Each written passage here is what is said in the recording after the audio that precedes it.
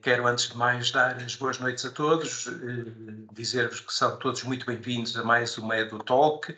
Esta é a sexta EduTalk de um conjunto que temos vindo a realizar com alguma periodicidade, como sempre subordinada à escola que queremos construir. Hoje, em particular, para ouvirmos e falarmos sobre o tema Brincar é Fundamental. Acedeu ao nosso convite para nos apresentar uma abordagem científica, pedagógica, mas também empírica, o digníssimo professor Carlos Neto.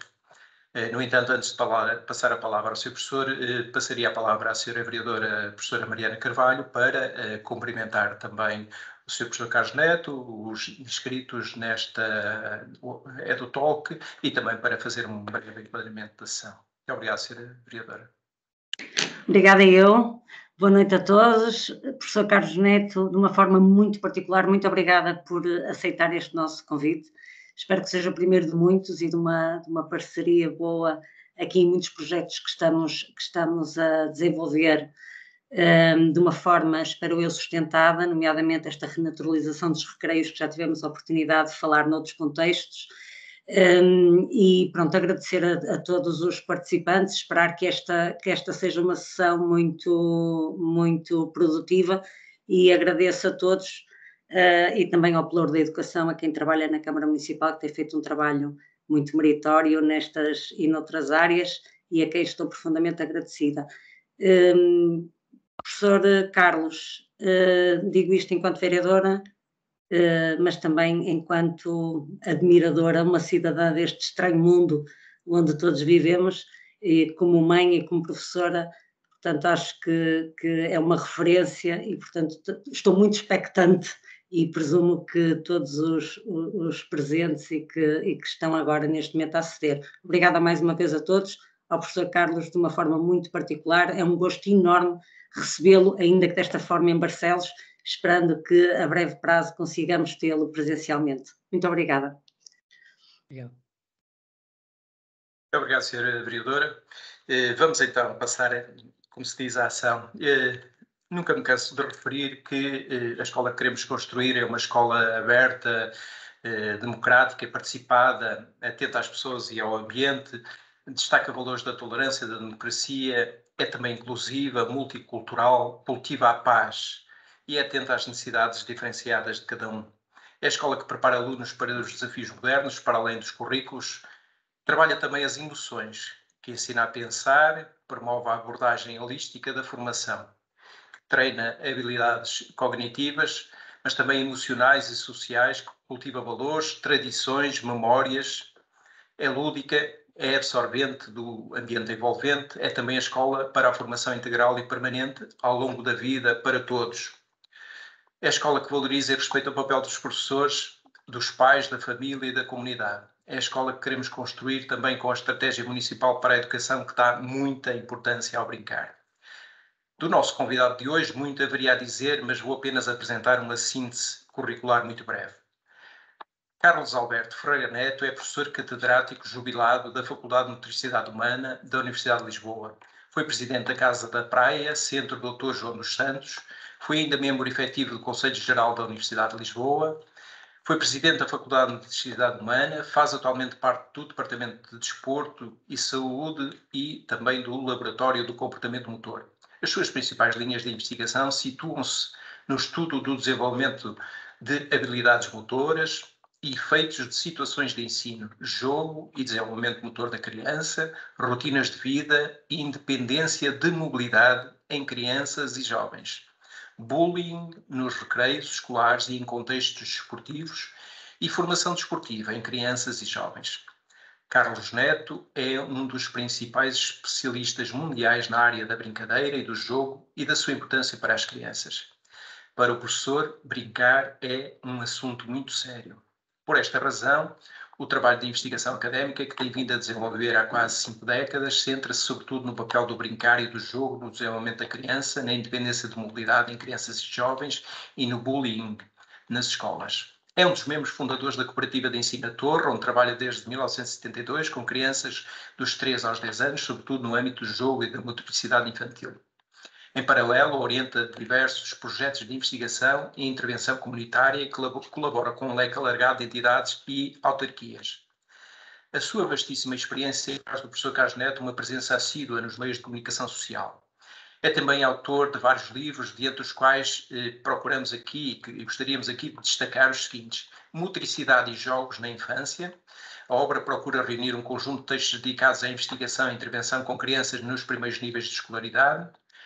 Jogo e desenvolvimento da criança é consequência do investimento realizado na elaboração de trabalhos de investigação, de projetos e teses de doutoramento e mestrado, versando temas relacionados com o jogo no desenvolvimento da criança. Integra aspectos teóricos e práticos de investigação sobre o jogo no processo de desenvolvimento da criança. Outro livro é Libertem as Crianças, a urgência de brincar e ser ativo. Revela que em Portugal a escola e o modelo de aprendizagem estão ultrapassados há muito, mas é lá que as crianças passam a maior parte do dia fechadas dentro das salas de aula. Os períodos de recreio são cada vez mais curtos e os espaços de brincadeira padronizados, aborrecidos e pouco desafiantes. Os nossos filhos quase nem têm tempo para brincar. Apenas aqueles minutos que se conseguem encaixar na agenda por entre as inúmeras atividades extracurriculares. A rua, que desempenhou um papel determinante nas nossas infâncias e na nossa formação como adultos, tornou-se um território proibido aos nossos filhos. Crianças de 3 anos queixam-se que estão cansadas ao fim de 20 minutos de brincadeira. Outras, aos 7 anos, são capazes de programar um computador, mas não sabem atar os sapatos. Brincar em todo o lado é outro dos livros, outra das obras de referência que aqui queríamos destacar, que revela também que fisicamente o brincar fomenta o desenvolvimento de habilidades motoras, emocionalmente permite às crianças expressar e gerir os seus sentimentos, potenciando a sua autoestima e confiança.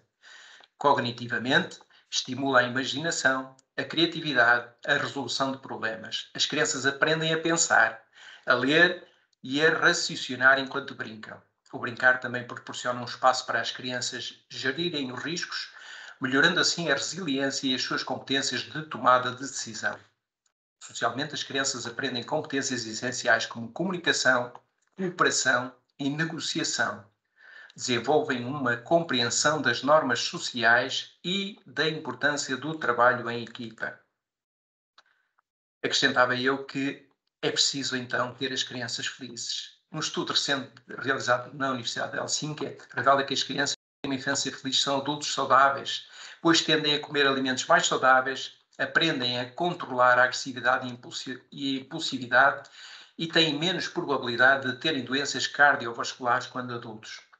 A este propósito de termos crianças felizes, para assinalar o Dia Mundial da Criança, que se comemorou na semana passada, o Jornal Público perguntou aos pais e a especialistas o que é preciso para ter miúdos felizes. A pergunta, embora curta, tem respostas bastante variáveis. No entanto, há um denominador comum. A felicidade dos mais pequenos depende dos mais velhos. Portanto, é sobre nós que cai bastante mais responsabilidade.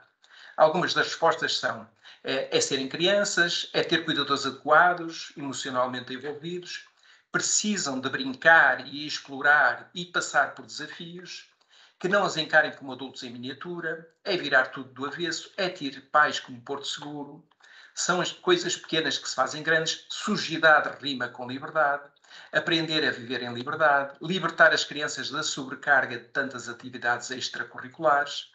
Além de brincar, é importante o espaço para contemplação. Ver as nuvens a passar, os rios a correr, os pingos da chuva a cair. Sr. Professor, caros participantes, Barcelos quer também ser uma cidade brincadora. Por isso está na rede territorial portuguesa da Associação Internacional das Cidades Educadoras, estando a desenvolver projetos alinhados com os objetivos da AICE, como renaturalizar os recreios, no âmbito do projeto Translighthouses, a instalar cozinhas de lama em todos os jardins de infância, a criar ações para procurar influenciar os decisores, os técnicos, os professores, os pais e a comunidade para a afirmação da importância do brincar como um elemento essencial no desenvolvimento da criança. Está ainda a proporcionar a partilha de boas práticas através da edição de uma revista temática anual. Está a promover sessões temáticas como esta, com especialistas que nos falam de forma simples, direta e com exemplos práticos e adequados à nossa realidade. Está a promover o projeto Brincadeiras Sem Tempo.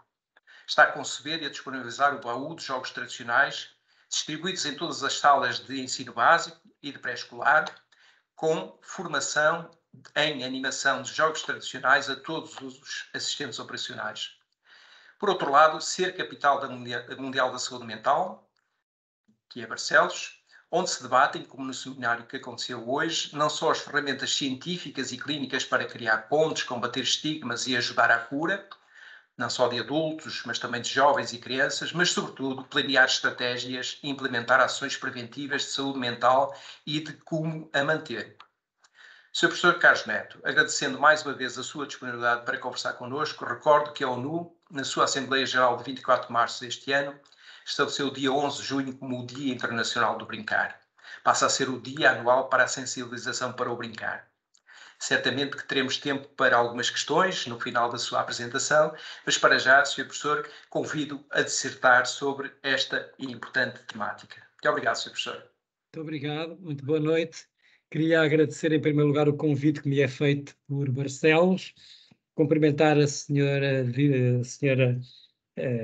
vereadora e também professora Mariana Carvalho e as suas palavras amadas, e também, obviamente, dizer que é uma honra participar neste 6º edição da EduTalk, um trabalho notável que o município de Barcelos tem vindo a fazer com as escolas, e também cumprimentar o professor João Silva, que fez aqui uma notável síntese, não só daquilo que é a visão da escola, ou que deveria ser, mas também uma perspectiva crítica daquilo que é o funcionamento que temos nos nossos estabelecimentos escolares, principalmente ao nível das primeiras idades, e também dizer que é, de facto, muito interessante observar os maravilhosos projetos que estão a ser desenvolvidos, portanto, no Conselho de Barcelos, através da Câmara Municipal, obviamente, com a sua participação, e também com os agrupamentos de escolas, julgo que aquele 1 ou 2 agrupamentos que têm, não é?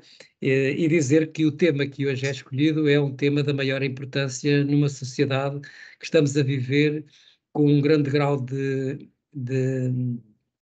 imprevisibilidade, também de grande mudança e de grande transformação, e por isso é um tema que reporto de grande atualidade, porque, como sabemos, as crianças estão a viver, obviamente, a passar de 50 anos de democracia. Não se pode comparar o tempo em que eu era criança e o tempo que agora observo, portanto, atualmente. Foram grandes conquistas que fizemos em 50 anos, não se pode comparar. Temos melhores pais, melhores professores, temos melhores escolas, temos melhor democracia, mas o problema é que as crianças estão a viver outro tipo de problemas, outras questões que se colocam na vida moderna e que são, de algum modo, invisíveis e que muitas vezes nos escapam à nossa sensibilidade para perceber que, de facto, a construção da liberdade implica uma democracia que também tem que ser construída ao mesmo tempo e que permita que elas tenham, de facto, esse conceito no seu cotidiano, isto é, serem livres para poderem crescer de forma saudável. Eu iria tentar ver se conseguia partilhar aqui uma pequena comunicação que tinha partilhado, vamos ver se consigo, só para... Estão a ver a minha imagem? Sim, professor, estamos a ver a partilha, sim. Obrigado. Muito bem. Eu começava por dizer que, de facto, o tema brincar é fundamental, deveria estar na ordem do dia do pensamento pedagógico, também do pensamento parental e também municipal. Diríamos que essa troika entre a vida da família, a vida da escola e, por outro lado, a vida do trabalho dos pais, deveria ser conciliada, melhor conciliada, a bem de todos. Os pais deviam ter mais tempo livre para os filhos, as crianças deviam ter mais tempo livre para, de facto, brincarem com os seus pais e obviamente que deveria existir maior qualidade de vida. E por isso, nós sabemos que o futuro é estranho, o futuro é imprevisível, o futuro é desconhecido.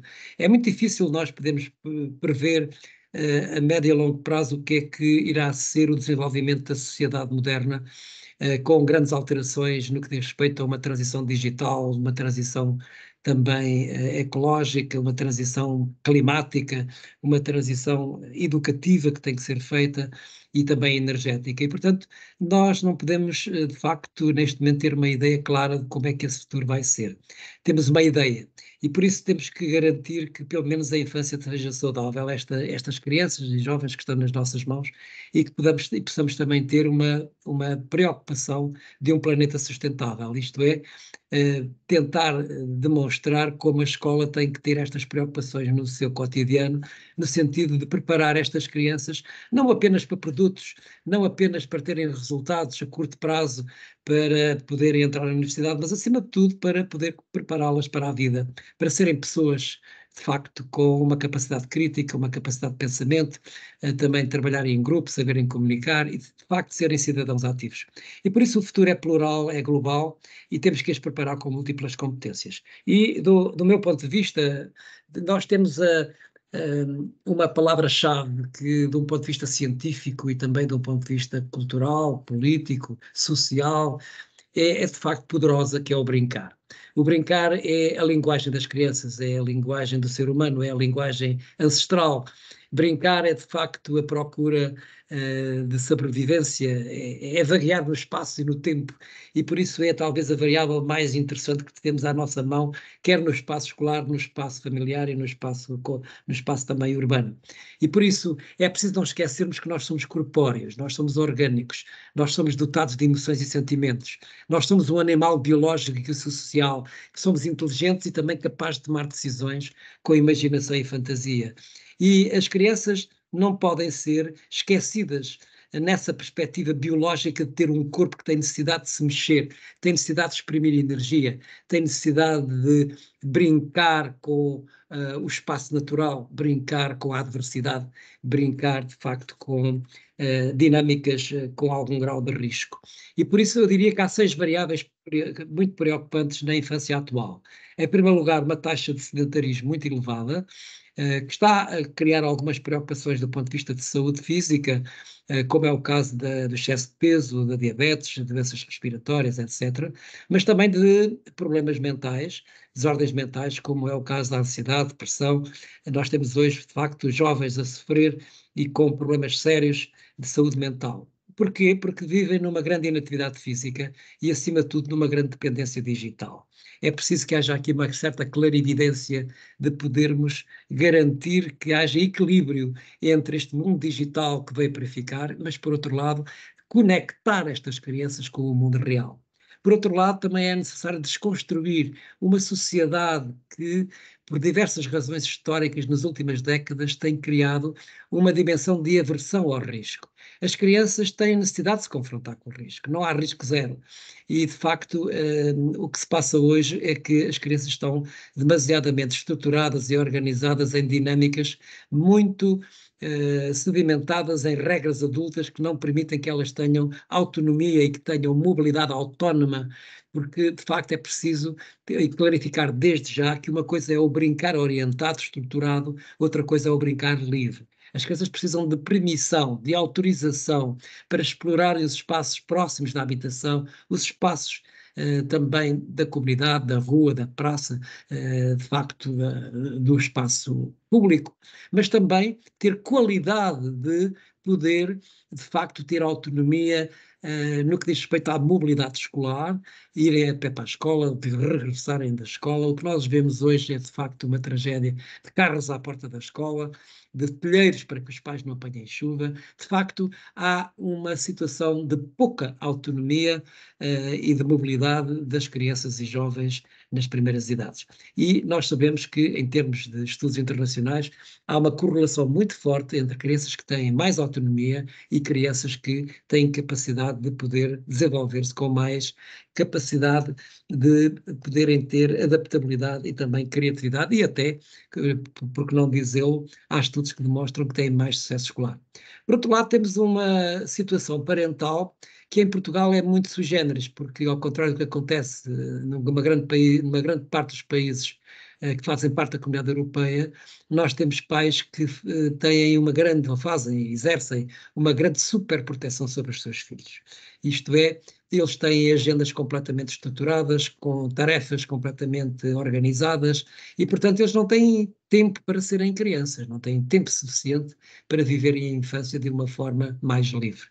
E há um outro problema, uma quinta variável que eu considero também importante, é que também diminuiu ao longo destes últimos anos o contato com a natureza. Portanto, as crianças deixaram de ter corredores verdes, deixaram de ter contato com o mundo natural, não sobem às árvores, aliás, até é muitas vezes proibido nas escolas subir às árvores, e por isso falta-nos aqui desenvolver políticas públicas urbanas em colaboração e em parceria entre a escola, a família, as associações de pais e também as municipalidades, no sentido de inverter esta situação de aprisionamento em que as crianças estão a viver. E por isso nós temos, de facto, nos estudos que temos feito na Faculdade de Saúde Humana e também do ponto de vista da nossa experiência pedagógica e também de intervenção comunitária, de que estamos a viver um período de grande iliteracia motora, de crianças que têm um corpo muito pouco conhecido, porque de facto não se mexem o suficiente, com uma falta de intensidade de esforço muito grande, com problemas sérios no equilíbrio e na postura, na coordenação motora,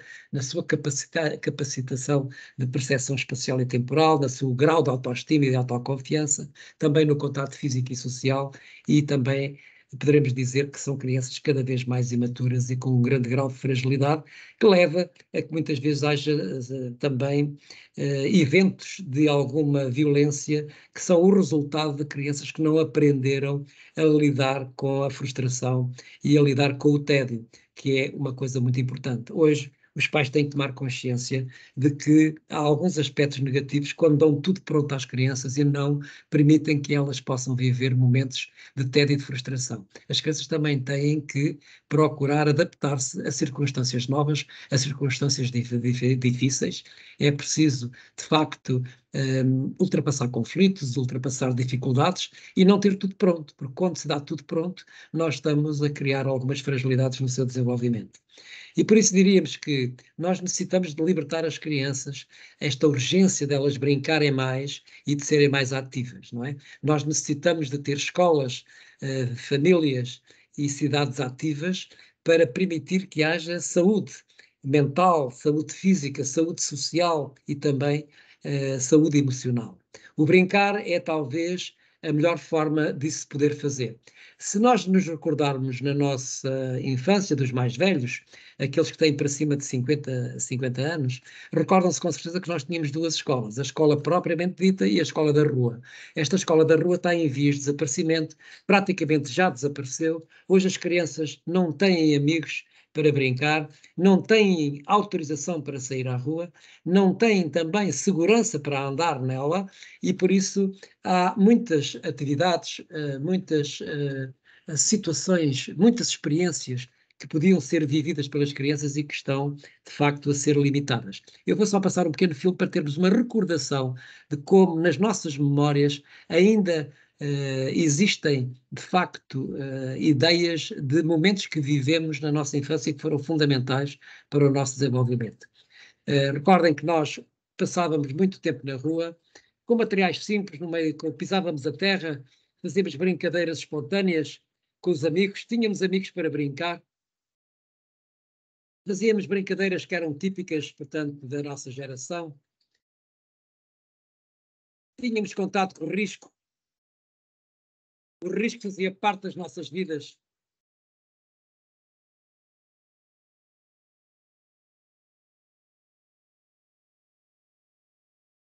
Fazíamos jogos de imitação dos adultos, vivíamos no meio do trabalho dos pais, muitas vezes imitando tarefas que eles faziam. Portanto, havia uma transmissão de geração em geração de natureza cultural.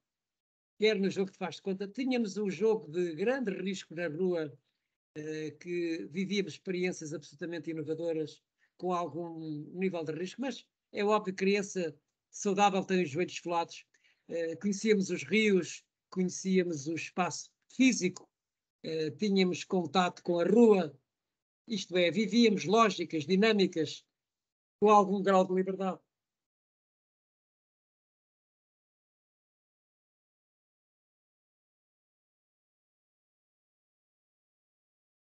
sujávamos de forma regular, hoje as crianças vivem todas limpinhas, como sabem, não é? Quer dizer que estas experiências são inesquecíveis das nossas memórias, ficam gravadas para sempre, assim como jogos tradicionais, não é?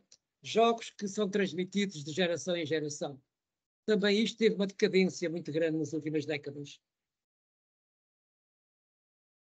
Fazíamos jogos perigosos com materiais que eram soltos, materiais que nos estavam próximos para que nós pudéssemos utilizar.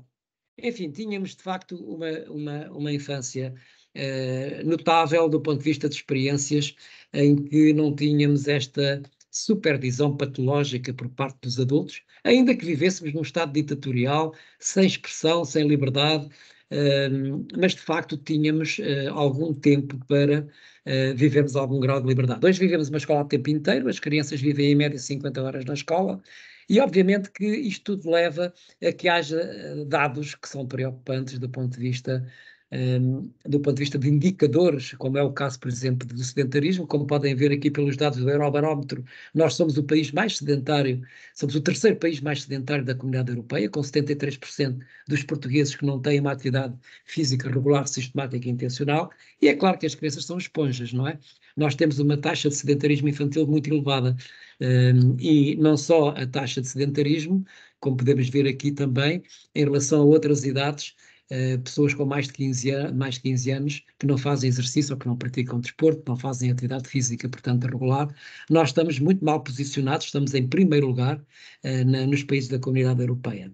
E, obviamente, que estas guidelines que são utilizadas pela Organização Mundial de Saúde, nós deveríamos ter crianças até à puberdade e depois da puberdade a fazer muito mais atividade física, a brincar muito mais tempo, e, por outro lado, não estar tanto tempo frente aos ecrãs, que em média passam mais de 2 horas por dia, a partir dos 5 até aos 13 anos de idade.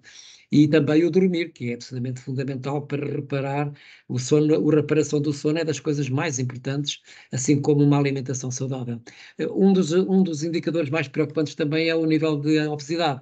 Este relatório recentemente publicado demonstra que dos próximos anos, até 2035, teremos em Portugal um crescimento de 3,5% ao ano, elevando a percentagem de crianças obesas para 24% em 2035, e como podem perceber, o excesso de peso atingirá uma percentagem para cima dos 35% a 40%. O que é relativamente perigoso no que diz respeito ao desenvolvimento de doenças cardiovasculares, metabólicas e também cancerígenas. De facto, cada vez mais nós temos jovens a ter problemas de doenças crónicas, basta ver as estatísticas, e isso é resultado, de facto, das crianças não terem tempo para brincar e não terem tempo para se mexerem de forma adequada. Ora, nós sabemos que o grande problema de saúde pública, que é o sedentarismo, a iliteracia física, motora e emocional, é de facto um dos maiores problemas de saúde pública em Portugal, e o melhor medicamento de eficácia comprovada é de facto o brincar, o jogo, a atividade física, as artes. De facto é o melhor antidepressivo, é uma melhor droga, e ainda por cima é de borla, e por isso deveríamos ter mais atenção a pôr as crianças a terem possibilidades de se mexer, quer em casa, quer ao pé de casa, quer na rua, quer na cidade, quer nas escolas. De facto, aprende-se mexendo o corpo. Isso é absolutamente fundamental. E estas 4 variáveis são absolutamente essenciais. Por um lado, haver maior equilíbrio entre atividade formal e informal ou não formal. Nós hoje temos, como sabem, uma agenda curricular muito obesa. As crianças precisariam de ter mais tempo livre, assim como os pais. De facto, os pais vivem em precariedade. Nós temos 2 milhões de famílias ainda em situação de pobreza, com salários baixos, não têm tempo para os filhos, as crianças são vítimas do trabalho dos pais. Não há, portanto, aqui uma relação mais adequada entre aquilo que é, de facto, a vida familiar, a vida do trabalho e a vida na escola. E também, obviamente, deveríamos melhorar a qualidade alimentar, a qualidade do sono, e também uma estratégia para a melhor utilização das novas tecnologias, principalmente nas primeiras idades. Nós sabemos que o brincar é absolutamente essencial, é a magia da nossa essência. O movimento, o brincar, o jogo, o desporto, as artes, é algo que faz parte da nossa essência. Nós temos aqui, neste momento, uma espécie de decadência do Homo sapiens, a emergência de um homem biónico com o aparecimento da inteligência artificial, e, por outro lado, nós temos que recuperar este homem ludens, este homem que brinca, que joga, porque é aí que reside uma das maiores significados da nossa existência. Porque brincar é uma forma de aprender a sobreviver, de ganhar capacidade cultural e também de reconhecer essa ancestralidade. Por outro lado, é também uma forma de garantir a existência, não com superficialidade, mas com profundidade. É uma forma também de busca de prazer. Hoje nós temos crianças que não estão a ter prazer em aprender, ter curiosidade e também entusiasmo em aprender, porque de facto não têm tempo para brincar. E é através do brincar que nós vamos buscar intrinsecamente essas capacidades para ter curiosidade para aprender, para ter segurança, para ter autonomia, mas também para desencadear a motivação intrínseca que vem connosco e também de ter mais controlo e capacidade de representação das experiências que vamos fazendo. E também é uma forma de sustentabilidade, diversidade e preservação do planeta. Brincar tem um lado ecológico muito importante. E, acima de tudo, é preciso dizer que tem uma fundamentação biológica, porque o brincar é uma forma das pessoas se superarem. As crianças superam-se. As crianças, de facto, despendem energia, despendem esforço, desenvolvem a sua capacidade adaptativa, não é? A sua capacidade criativa. Brincar é, de facto, algo absolutamente fundamental. Brincar é suficiente para aprender. Nós deveríamos, principalmente nas primeiras idades, partir do princípio de que não temos que ter pressa de que as crianças aprendam coisas que os adultos consideram fundamentais ou que, eventualmente, a expectativa parental exija que as crianças aprendam. As crianças têm muito tempo para aprender. Nós somos o animal que tem a infância mais longa, nascemos imaturos e isso ainda é um bom sinal, porque isso permite que tenhamos uma infância longa para fazer essas aquisições e, portanto, temos muito tempo para aprender. As aprendizagens não se fazem à pressa, nem se fazem em laboratório. E, portanto, significa que o brincar é um comportamento que não é substituível. É uma linguagem universal. E hoje, numa sociedade cada vez mais multicultural, com a taxa de imigração que nós temos hoje escolas com várias culturas, e o brincar é a melhor instrumentação, a instrumentação mais poderosa para que eles possam falar uma linguagem comum, uma linguagem universal. É uma melhor ferramenta para todos poderem aprender. De facto, o mundo está a ficar cada vez mais misturado por questões do desenvolvimento global e por isso nós necessitamos de modificar a escola também nesta perspectiva de uma escola, de facto, mais integrativa, uma escola mais multicultural, uma escola mais inclusiva, uma escola mais democrática, uma escola mais participativa, como aliás aqui foi muito bem dito pelo professor João Silva, não é? Uma escola que de facto respire qualidade de vida, respire ambição, mas também felicidade, que possa respirar de facto uma capacidade de bem-estar. Isso é possível através do brincar, porque brinca-se em todas as idades. O brincar não é um comportamento específico da infância. O brincar é um comportamento que nos acompanha ao longo da vida. Como dizia Agostinho da Silva, não é? Brincar é ganhar tempo, brincar é, no fundo, morrer mais tarde, brincar é uma capacidade de dar sentido positivo à nossa existência. A nossa existência é curta e, por isso, aprendemos a brincar na infância, mas depois garantimos ao longo da vida que essa atitude lúdica que nos acompanha deve ser preservada, porque se nós não brincamos, vivemos a vida muito a sério e nós precisamos de valorizar o tempo livre.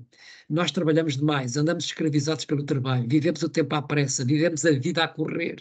Nós temos necessidade de parar, temos necessidade de repensar a nossa existência, dos nossos filhos, dos nossos alunos, de nós próprios. Temos também pensar a forma como a nossa existência está a ser vivida, porque se não o fizermos, as crianças notam que andamos cansados, que andamos fatigados, que andamos em exaustão. É preciso que tenhamos consciência de que a qualidade de vida na família e na escola depende da capacidade de análise que nós fazemos de nós próprios enquanto seres humanos. E também, obviamente, se sabe que o brincar, através do brincar, cultiva-se a paz, não é? A solidariedade, a relação com os outros, uma saúde relacional, que é das coisas mais importantes na escola e também na família, neste momento e na sociedade.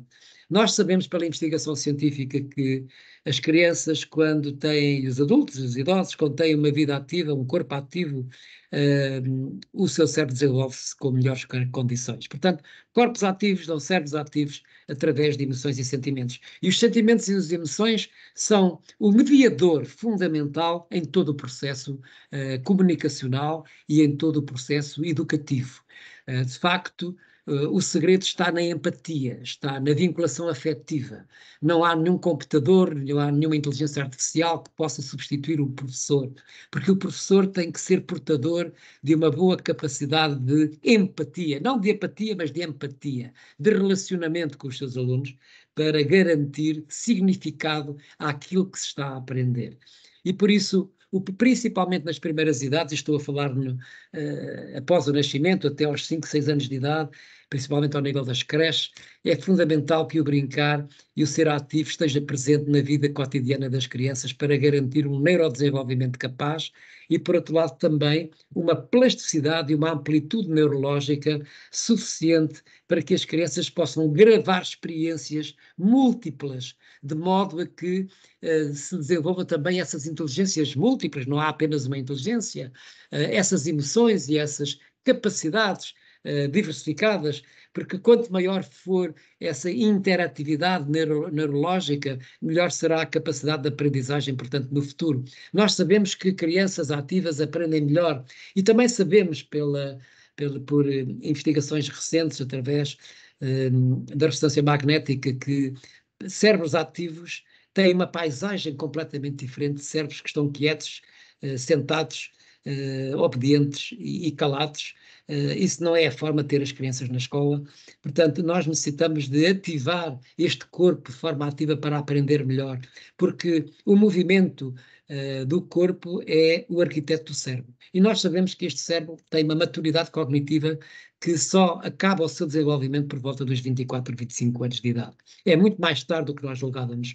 E as crianças vão aprendendo à medida que esta maturidade cognitiva se vai desenvolvendo, sempre na ideia de que o corpo deve ser ativo no seu desenvolvimento. E sabemos que há uma correlação muito forte entre as crianças que são mais ativas, as crianças que brincam mais e também o sucesso escolar. Crianças ativas têm melhor sucesso escolar. Isso sabe-se pela investigação científica. O que eu temo é que neste momento, principalmente nos países da bacia do Mediterrâneo, e estou a falar de Espanha, Portugal, Grécia, estes países que têm um clima muito melhor, uma cultura mais aberta, etc., mas vivem mais aprisionados do que os países da Norte da Europa, o que é uma coisa, de facto, culturalmente espantosa, porque eles têm uma visão mais espartana da educação, põem as crianças logo a serem capazes de se confrontar com o frio, com o vento, com a neve, com temperaturas abaixo de zero, enquanto que em Portugal nós temos aqui uma situação de superproteção demasiadamente aterradora, de as crianças estão sempre protegidas, sempre fechadas. É a política do Benuron, quando há um pequeno sintoma de febre, dá-se logo o medicamento, não se dá tempo para que o organismo possa ser capaz portanto, ter resiliência e garantir capacidade adaptativa às adversidades. E, de facto, estamos a criar aqui uma situação problemática de pôr em causa as leis mais básicas do ponto de vista da constituição biológica do ser humano. Nós temos 5 milhões de anos de história e sempre fomos capazes de sobreviver a todas as dificuldades que nos colocaram ao longo da nossa existência. E, portanto, as crianças também são capazes de garantir sobrevivência. E, por isso, temos que terem atenção que, apesar da Convenção Internacional dos Direitos da Criança garantirem muitos direitos, não quer dizer que os Estados-membros estejam a cumprir. Nós, em Portugal, infelizmente, ainda temos muitos direitos que não estão a ser cumpridos de forma integral. Queria, como aliás o professor João Silva anunciou na sua introdução, de facto foi aprovado na Assembleia Geral das Nações Unidas, em março deste ano, portanto, a aprovação da resolução que declarou o dia 11 de junho como o Dia Internacional do Brincar. E por isso esta é uma medida que nós há 40 anos andávamos a lutar com várias organizações internacionais e felizmente que finalmente esta resolução foi aprovada pela ONU, o que significa que no próximo dia 11 de junho podemos comemorar com 143 países que assinaram esta convenção, o Dia do Brincar, o Dia Internacional do Brincar, que passa a vigorar todos os anos, portanto, nesta data. Convido toda a comunidade de Barcelos para que no dia 11 de junho coloquem as crianças a brincar em todos os sítios, em todos os contextos, na escola, em casa e na rua, na comunidade.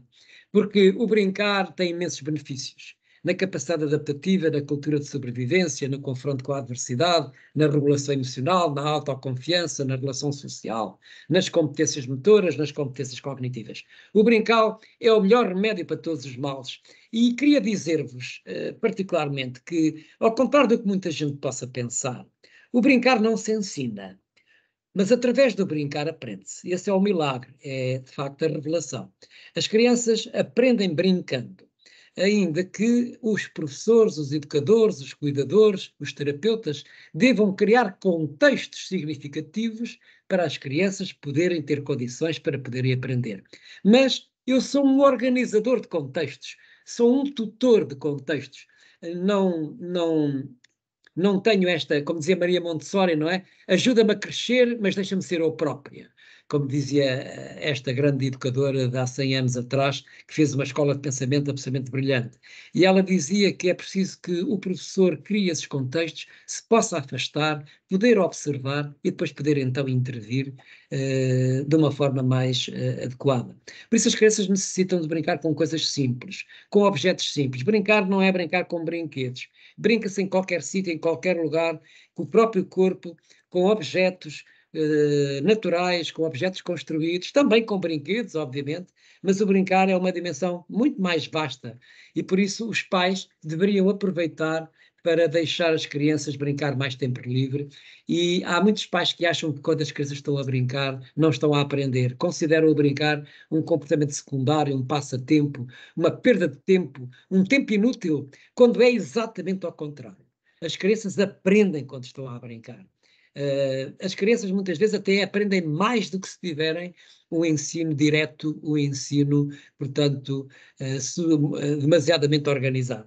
As crianças, quando estão a brincar, principalmente através de jogos de luta e perseguição, aquilo que nós designamos por jogo de atividade física, jogo com objetos, com esta relação entre visão, mão e objeto, o jogo simbólico, faz de conta, que é um jogo absolutamente fascinante, um jogo sociodramático, assim como o jogo social, são 4 formas fundamentais para desenvolvimento deste cérebro. Não é? E nós sabemos também que, de um ponto de vista qualitativo, quando as crianças estão a brincar, elas estão a desenvolver um grau de intensidade lúdica que pode ser observado através do nível ou da taxa de motivação intrínseca, por outro lado, de controle interno, elas ganham controle interno, e por outro lado, elas são capazes de se suspender, ausentarem-se da realidade para, quando regressarem, virem mais fortalecidas, mais resilientes, com mais capacidade de criatividade e também de maior extensão e dinâmica da imaginação e da fantasia. Portanto, é preciso que possamos dar tempo para brincar. E aqui gostaria de distinguir já dois conceitos fundamentais. Uma coisa é o brincar livre, outra coisa é o brincar semi-estruturado ou estruturado. No meio escolar, nós podemos utilizar as três maneiras. Dar tempo para a criança brincar livre. Se o adulto tiver muita intervenção direta, isso para as crianças já não é brincar, deixa de ser brincar. Mas também, obviamente, num conceito pedagógico, num conceito de ensino-aprendizagem, nós podemos utilizar o brincar de forma semi-estruturada, ou o jogo semi-estruturado, que tem imensas vantagens também do ponto de vista da aprendizagem. E por isso, todas as formas de brincar e ser ativo desenvolvem esta capacidade adaptativa e capacidade criativa. E podemos dizer que muitos estudos têm demonstrado como nós nas escolas devemos ser capazes de desenvolver a possibilidade das crianças resolverem problemas complexos, terem pensamento crítico, terem capacidade criativa, trabalhar em equipa, em grupo, saberem comunicar. E essa é a função da escola, preparar estes dois hemisférios que têm funções complementares, mas funções diferentes na sua gênese. É preciso que haja projetos mais multidisciplinares, crianças que sejam exploradoras, que sejam pesquisadoras, crianças que tenham sensibilidade para a pesquisa, sensibilidade para poderem ter curiosidade e poderem ter entusiasmo a aprender, e não crianças que aprendem por imposição, ou uma escola que ensina porque é obrigatório. O brincar é tão obrigatório como ir à escola. E na escola não entra só o cérebro, entra o corpo todo, aprende-se com o corpo todo. É essa a grande mudança e transformação que temos que fazer no meio escolar, de entender que a educação não se faz apenas dentro da sala de aula, temos que desconstruir a sala de aula das quatro paredes, vir para o ar livre, vir para a comunidade.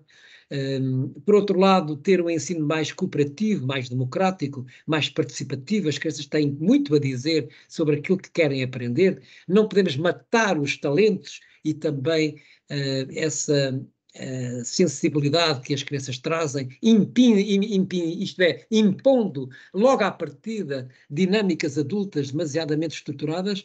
Temos que dar tempo, distanciar as crianças. É preciso ensinar, é distanciar. Isto é, ao princípio elas precisam de apoio, precisam de colo, precisam de afeto, precisam de alimento, mas assim que elas se põem a andar e começam a dar os primeiros passos, elas precisam de autonomia, precisam que eu as possa distanciar progressivamente. E ensinar é um vai-vem entre dar proximidade e dar distância. O professor inteligente é aquele que sabe para cada sujeito, para cada criança, para cada aluno, dar a proximidade que é necessária, mas também dar a distância que é fundamental para ele poder aprender por si próprio, a poder crescer em função dos seus mecanismos internos. Portanto, aprender é tornar significado, isto é, ter significado na forma como apreende, como assimila o conhecimento e não apenas respondendo de uma forma automática, de uma forma rígida ou com um automatismo rígido. Nós necessitamos de um ensino inteligente, de um ensino em que permita uma aprendizagem que seja consistente. E, de facto, na escola não poderemos ter uma avaliação de conhecimentos que escraviza a aprendizagem dos alunos. Essa é outra questão fundamental no meio escolar. E por isso as crianças têm que ser colocadas em situação de risco. O risco não é só físico.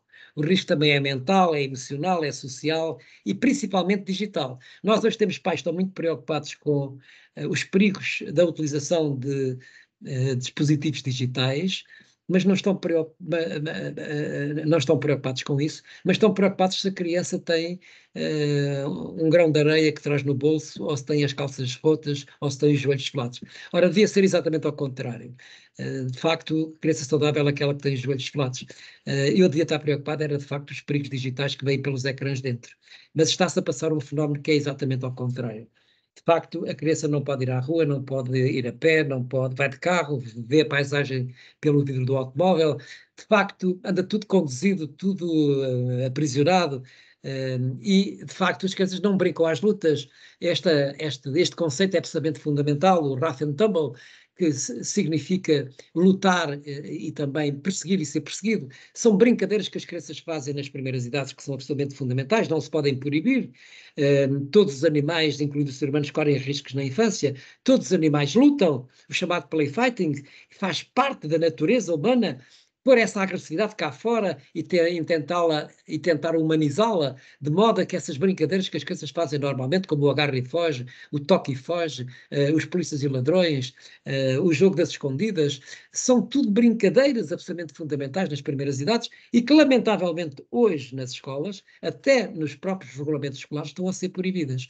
Para além da pobreza dos espaços escolares exteriores, que estão completamente plastificados e ascéticos, que é uma coisa que nós temos que modificar de modo a tentar que eles sejam mais naturalizados e mais humanistas, nós estamos a proibir das crianças poderem mexer o corpo de forma livre e autónoma, de forma a fazerem estas brincadeiras, que são ritos de passagem, como acontece em todos os seres animais.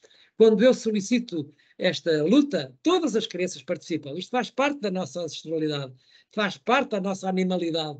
Portanto, deixem as crianças brincar às lutas, porque brincar às lutas é uma forma de ganhar civilidade no corpo, é civilizar o corpo. E por isso nós necessitamos de oferecer a cada criança um quiche de umas galochas para andar à chuva, para andar no meio da lama, para andar lá fora, como fazem nos países nórdicos, onde anda tudo no meio da natureza, tudo a subir às montanhas, com mais confronto com o risco, para terem mais segurança. De facto, hoje, se nós olharmos para os nossos espaços, são espaços demasiadamente seguros, demasiadamente pouco interessantes para as crianças. Isto é um espaço em 1900, numa escola sueca, vejam o nível de exigência e o nível de risco que tinham esses espaços na altura.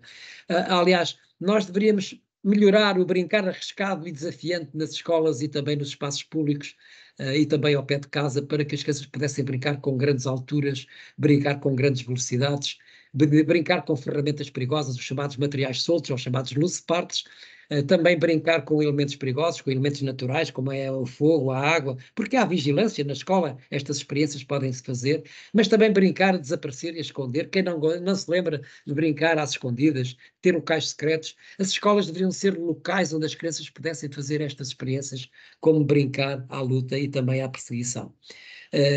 Recentemente, a Academia Canadiana e Americana de Pediatria vieram demonstrar que é fundamental aumentar o nível de jogo de risco nas crianças, porque isso tem imensos aspectos positivos na saúde física, mental e comportamental e social. Há mesmo países que estão a aumentar o nível de risco nos espaços públicos e nas escolas, porque tem-se percebido que as crianças estão a ficar demasiadamente vulneráveis e muito pouco resilientes e com capacidades motoras, com competências motoras muito baixas. E por isso, mesmo os grandes especialistas, designers de equipamentos e espaços para crianças, estão neste momento a alterar os padrões portanto, arquitetónicos, no sentido de aumentar este risco ao nível das crianças, criando equipamentos muito mais ousados, muito mais isto é, com muito mais capacidade de sedução. Reparem, as crianças deixarão os telemóveis na escola se tiverem espaços exteriores que sejam suficientemente interessantes, suficientemente, portanto, que capturem a sua atenção e que eles possam fazer perícias corporais que eles gostam, portanto, de fazer nestas idades. Devemos fazer uma alteração da paisagem, portanto, escolar, de modo a colocar este tipo de equipamentos, portanto, nos espaços públicos, mas também nos espaços escolares. Por isso, a razão do trabalho que temos andado a fazer nos últimos 10 anos em várias câmaras municipais, quer no âmbito das cidades educadoras, das cidades amigas das crianças, no sentido de melhorar estes equipamentos para a brincadeira livre e brincadeira também orientada, obviamente, de modo a terem melhores condições de exploração, melhores condições de confronto com o risco, também de socialização e, obviamente, de poderem ser crianças com mais resiliência, com mais capacidade de socialização e de empatia.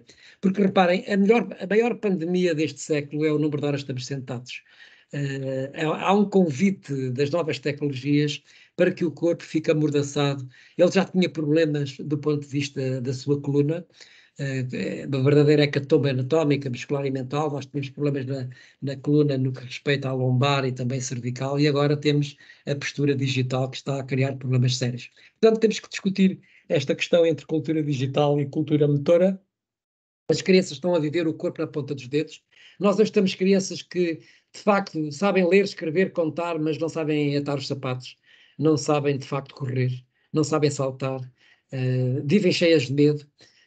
Há crianças que já não gostam de sujar, acham estranho sujarem-se. Eu tenho crianças que ficam cansadas ao fim de 10 minutos. Dizem que estão cansadas. Portanto, há aqui uma situação muito preocupante, uma tragédia de natureza de saúde pública, porque, de facto, temos apenas focados numa intelectualização excessiva da escola e estamos a esquecer deste analfabetismo motor que está a corroer completamente a segurança destas crianças que vão ser mais tarde jovens, jovens adultos e adultos que vão ter problemas de saúde mental e de capacidade de adaptação.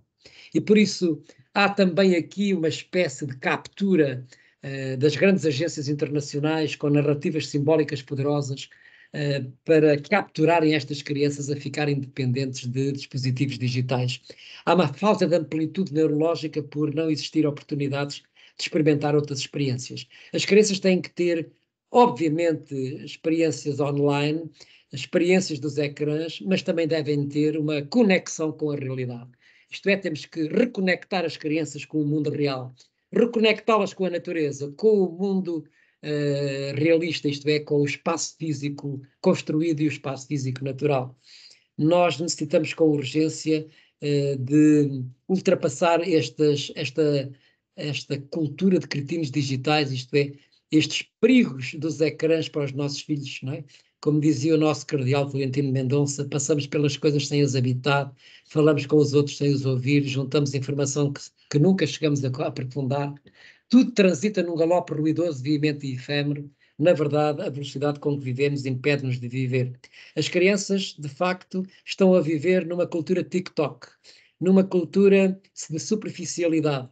Não vivem a essência, vivem na aparência. Não vivem na ética, vivem na estética.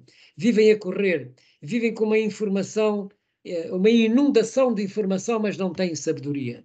Isso também está a acontecer um pouco na escola, porque de facto vive-se uma espécie de tragédia de currículos intensos e extensos, com burocracia excessiva, e não estamos a atacar aquilo que é essencial, que é pensar em pessoas e pensar na sua diversidade e pensar na sua capacidade de crescimento de forma inteligente, de saberem pensar e de saberem, de facto, ultrapassar esta fase difícil que a humanidade está a passar. Nós temos muitas indicações dos perigos das crianças utilizarem os dispositivos digitais demasiadamente cedo, principalmente até à puberdade. Há muitas desvantagens na linguagem, na memória, na concentração, nas perturbações do sono, na interação social, na organização familiar. Passou a ser um pandemónio a vida em família, no momento em que está encharcada completamente de dispositivos digitais, desde a televisão ao iPad, ao iPhone, ao smartphone, ao telefone, à televisão, no quarto, etc. Estamos a perder os nossos filhos nos quartos, não dormem bem. De facto, um sedentarismo e uma inatividade enorme. Há crianças que não querem já sair de casa, têm falta de contato físico e confronto com o risco, contato com a natureza, falta de autonomia e mobilidade, falta de contato com o risco e saúde física e mental, e, acima de tudo, também alguns estudos que já demonstram que há uma grande interferência também no sucesso académico.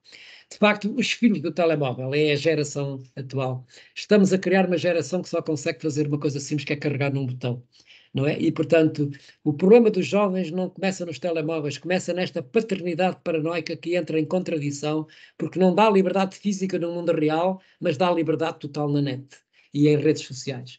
Eu, que as minhas crianças, faço um grande esforço para combater este ópio mental, colocando as crianças perante o contato com a natureza, brincar lá fora, sair da sala de aula, aprender na comunidade, de modo a criarmos uma escola nova, uma escola diferente, uma escola em que possamos trabalhar juntos, uma escola que possa criar um novo conceito do que é um novo contrato social para a educação.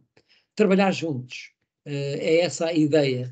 Reparem, as próprias crianças têm consciência do que se está a passar. Esta também é uma manifestação em Hamburgo, recentemente.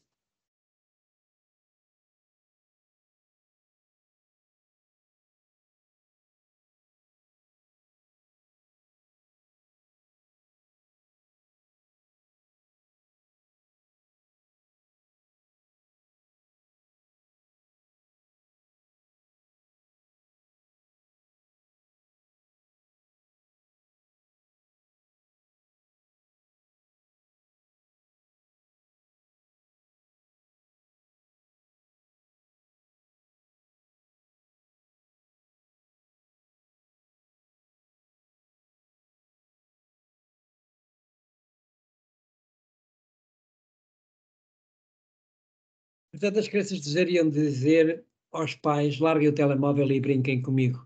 Porque as crianças hoje, de facto, têm pouco tempo a ser crianças. O tempo a ser criança é absolutamente fundamental de ser reconhecido, de ser consciencializado ao nível da comunidade, ao nível da família, ao nível da escola. O tempo de ser criança, o tempo para ter tempo para ser criança. Com estes novos dispositivos digitais e com o aparecimento agora da inteligência artificial, o mundo vai mudar. E vai mudar muito, e para melhor, do meu ponto de vista.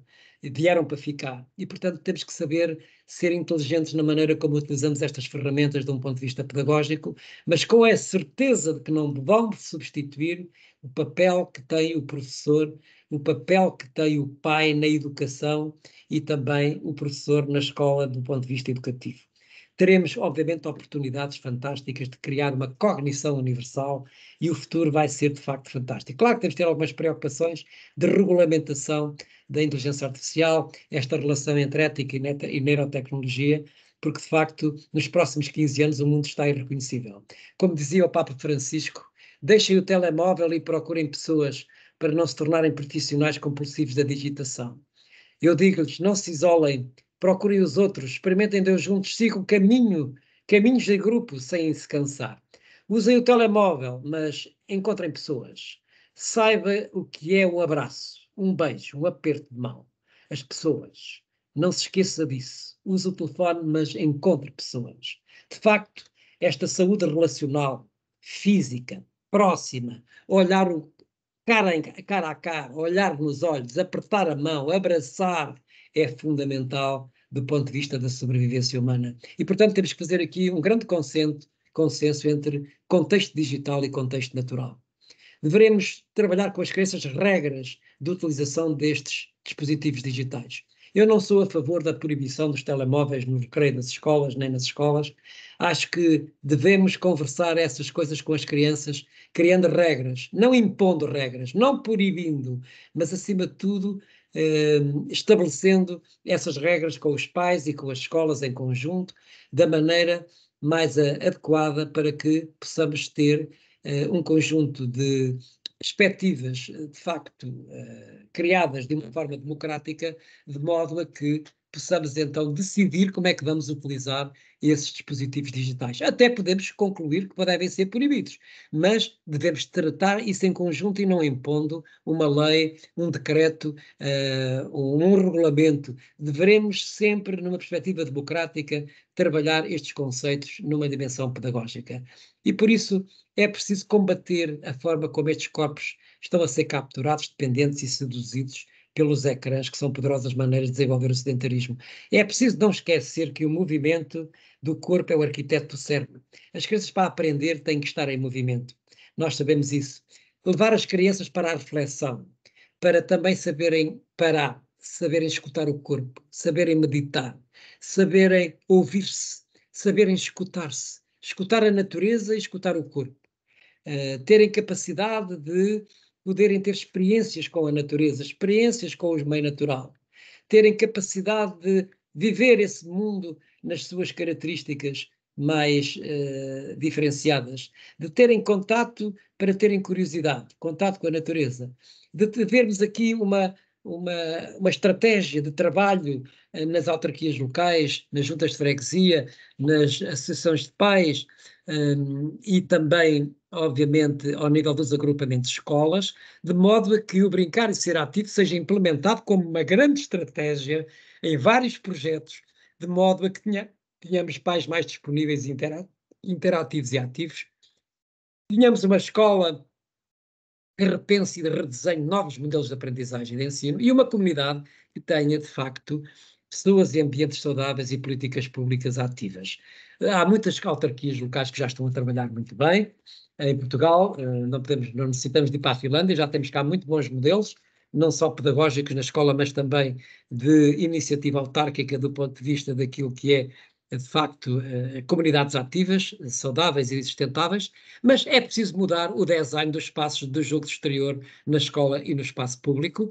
Esta é uma experiência que estamos a fazer em Cascais, foi o último projeto que inaugurámos, era um espaço selvagem e criámos, conjuntamente com projetos participativos, portanto, alternativas para que as crianças tenham mais oportunidades para brincar, criando também oportunidades para os professores poderem ensinar e os miúdos e as crianças poderem aprender conceitos fundamentais, portanto, aprendendo lá fora, tendo oportunidades de observação, de exploração, de fazer experiências diversas, etc.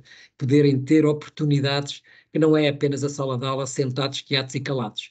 Portanto, é alterar o paradigma de desenvolvimento e de funcionamento da escola, de modo a que eles possam ter materiais soltos, para que possam ter materiais simples, para que possam ter mais imaginação, mais criatividade, possam ter esta relação clássica, tradicional, de escola-fábrica, em que há tempo de lazer, chamado recreio, e tempo de trabalho, sala de aula, é um disparate, principalmente nas primeiras idades. Nós temos que alterar esse conceito. Não há espaço de recreio nem espaço de sala de aula. Há escola que tem espaços interiores, tem espaços exteriores, tem espaços comunitários, tem espaços verdes. E, portanto, a escola do futuro, do meu ponto de vista, é a desconstrução da sala de aula como único local de aprendizagem, poder humanizar e naturalizar o espaço exterior e depois tirar os muros e ir para a comunidade, fazer aprendizagens, quer do património artístico, do património cultural, do património também social, porque as crianças querem saber o que se passa lá fora,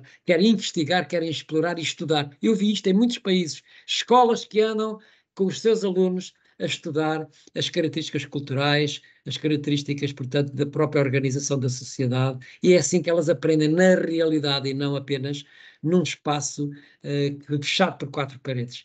E por isso é preciso dar valorização aos espaços, porque o espaço tem um valor de bem-estar, um valor lúdico, um valor de uso, de aprendizagem, valor de risco e também um valor de personalização. E por isso é preciso que as escolas possam melhorar os espaços exteriores com espaços sedutores, quer com quadros interativos onde as crianças possam de facto aprender lá fora, ter zonas de escalada. Eu vi escolas na Austrália, no Canadá, na Nova Zelândia, vi nos países nórdicos, em que de facto as crianças têm slides no meio do espaço exterior da escola, as crianças brincam, têm relações com o risco. De facto, não têm que andar todas limpinhas, todas em fila, todas aos gritos, com auxiliares de educação, todos cheios de medo, porque os pais façam queixas. Temos que fazer formação parental, temos que trazer os pais à escola, temos que fazer formação dos auxiliares de educação, temos que mudar a escola por dentro. Como, da mesma maneira, o brincar nasce de dentro, também uma nova pedagogia, um novo conceito de escola tem que sair de dentro. Cada escola tem que ter um projeto educativo. Todos os agrupamentos de escolas têm hoje condições para fazer o seu próprio projeto educativo. Não precisam do Ministério da Educação para nada. Isto é, têm possibilidades perante a legislação de fazer o seu próprio projeto, conversando com os seus alunos, com os pais, com a sua comunidade escolar. E para isso é necessário que, de facto, tenhamos aqui a oportunidade, como diz este relatório, e era aqui que eu queria terminar. Gostava que todos lessem este relatório, Reimaginar os nossos futuros juntos, um novo contrato social para a educação, foi publicado pela Unesco, e que, no fundo, diz-nos basicamente que temos que promover uma aprendizagem ecológica, intercultural, interdisciplinar, cidadania ativa e participação democrática. As tecnologias apoiam a escola, mas não a substituem. Não temos que digitalizar completamente a escola, isso seria um erro trágico, um erro estratégico para o futuro. Temos que ligar locais naturais, físicos e virtuais de aprendizagem, temos que utilizar as novas ferramentas tecnológicas como ferramentas de apoio e desconstruir a escola das 4 paredes. Isto é, aprende-se em muitos espaços, em muitos modelos e em partilha de conhecimentos. Os professores têm que sair e os educadores têm que sair da sua zona de conforto, têm que fazer uma pequena revolução interior de alterar o modelo de funcionamento da escola numa perspectiva mais ecológica, mais partilhada em relação à comunidade, para que nós possamos ter modelos mais holísticos e modelos mais abertos. E uma outra dimensão que eu acho que é absolutamente fundamental, temos que alterar, que é a avaliação não pode escravizar a aprendizagem do aluno. Isto é, as crianças não podem andar na escola apenas e exclusivamente para fazerem testes atrás de testes, para terem médias, para entrar no ensino superior mais tarde. Nós temos que rever esse conceito. Nós temos que dar tempo às crianças para, conjuntamente com os seus professores e os seus educadores, terem o tempo necessário para poderem aprender de forma mais cuidada, de forma mais desprendida, de forma mais lúdica, não estarem preocupados excessivamente com resultados, com as pressões parentais sobre os resultados. Nós temos que fazer aqui um acordo com os pais, trabalhar em conjunto com os pais, para perceber o que é melhor para os filhos, o que é melhor para os alunos, o que é um bom conceito de aprendizagem para melhorarmos o conceito de escola em Portugal. E principalmente até à puberdade. Estou a falar até ao segundo ciclo. E por isso temos que desplastificar a escola, a família e a comunidade, desaprisionar a escola do medo e da burocracia e da falta de inovação. Temos que desescolarizar a escola dentro das 4 paredes e dessedentarizar a escola, tornando-a ativa, humanista, natural e participativa. As crianças não são alunos sentados e quietos e obedientes. As crianças têm que ser exploradores, pesquisadores, cientistas, desportistas e artistas, que têm 4 contextos. O contexto de espaço interior, onde elas podem fazer reuniões de planificação com os seus professores, podem comer, alimentar-se, podem ter computadores onde podem fazer as suas taxonomias das pesquisas que fazem lá fora, podem também discutir temas, tópicos, trabalhar por portfólios e depois andar no espaço exterior, a fazer pesquisa em espaços naturalizados e humanizados, irem para o espaço urbano, comunitário, através do património físico, cultural e artístico, e depois também ao nível das florestas, dos jardins públicos, zonas verdes, onde fazem observação, exploração, pesquisa, coletam dados, e isso é que é trabalhar o conhecimento. Isto é, pesquisar, assimilar o conhecimento, vivenciando. Aprende-se fazendo, aprende-se sentindo, e não apenas uma aprendizagem estruturada de uma forma artificializada. Eu não quero crianças artificiais, eu não quero crianças que aprendem apenas para decorar para os testes, apenas trabalhando para os testes. Temos que ter crianças que aprendem para aprender a vida, para aprender a viver, para aprender a terem um pensamento crítico e serem cidadãos ativos. É esta a ideia. Reparem, se nós olharmos para o horário escolar em toda a Europa, Portugal é o que tem o horário mais obeso. Temos uma escola a tempo inteiro, de manhã à noite. Isto é inacreditável, é um crime. E porquê? Porque os pais estão a trabalhar. E, portanto, eu vou terminar dizendo que é um livro que escrevemos recentemente em Cascais, chama-se Corpo Ativo, Cérebro Aprendente. É um livro que pode ser encomendado à Câmara Municipal de Cascais, setor da educação, onde nós fazemos uma tentativa para apresentar um novo modelo, um novo paradigma para o funcionamento da escola, no sentido de tornar as crianças muito mais participativas e também muito mais ativas no processo educativo, no processo de evolução. E vou terminar aqui para termos tempo suficiente para ainda conversarmos até às 11 horas. Ainda tinha alguns slides, mas vou prescindir para que possamos, de facto, conversar. Muito bem, Sr. Professor, agradeço muito esta primeira parte magnífica que nos encheu. Confesso que tomei aqui uma série de notas e se as fosse ler todas, tínhamos aqui certamente mais uma hora, mas não é esse o objetivo. Eu vou, permita-me ler alguns comentários que estão aqui no nosso chat, de algumas das pessoas, de alguns dos participantes, uns com alguma ênfase crítico relativamente ao Ministério da Educação, à organização das escolas, mas também dos municípios e das freguesias, lembrando que o nosso papel muito recente de gestão em termos de educação no âmbito da transferência de competências foi assumir o terceiro ciclo e secundário muito recentemente. Nós temos cerca de 14 mil alunos distribuídos pelos 9 agrupamentos e uma escola não agrupada e, portanto, estamos aqui no município de Barcelos a começar a planear e a executar este nosso trabalho pela base. Percebendo, como o Sr. Professor diz, que, de facto, os recreios estão muito plastificados, muito artificializados, muito ensombrados, muito dirigidos, mas também já começámos a olhar para os recreios do segundo ciclo, terceiro ciclo e secundário, com esta preocupação também.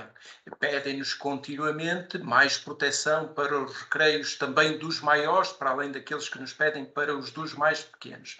Eu leria aqui um comentário de uma nossa participante, que se chama Anabela Sequeira. Espero que após esta palestra os municípios e as juntas percebam a importância do brincar, que os recreios sejam dotados de coisas simples, à semelhança daquilo que o Sr. Professor nos mostrou aqui, com materiais simples, se conseguem brincadeiras magníficas, não só múltiplos equipamentos caros, com solo anti-choque, uma simples caixa de areia não existe quando pedida, não chega porque a junta de freguesia diz que é o município, em 3 anos nada se faz, cozinha de lama, o que podemos fazer?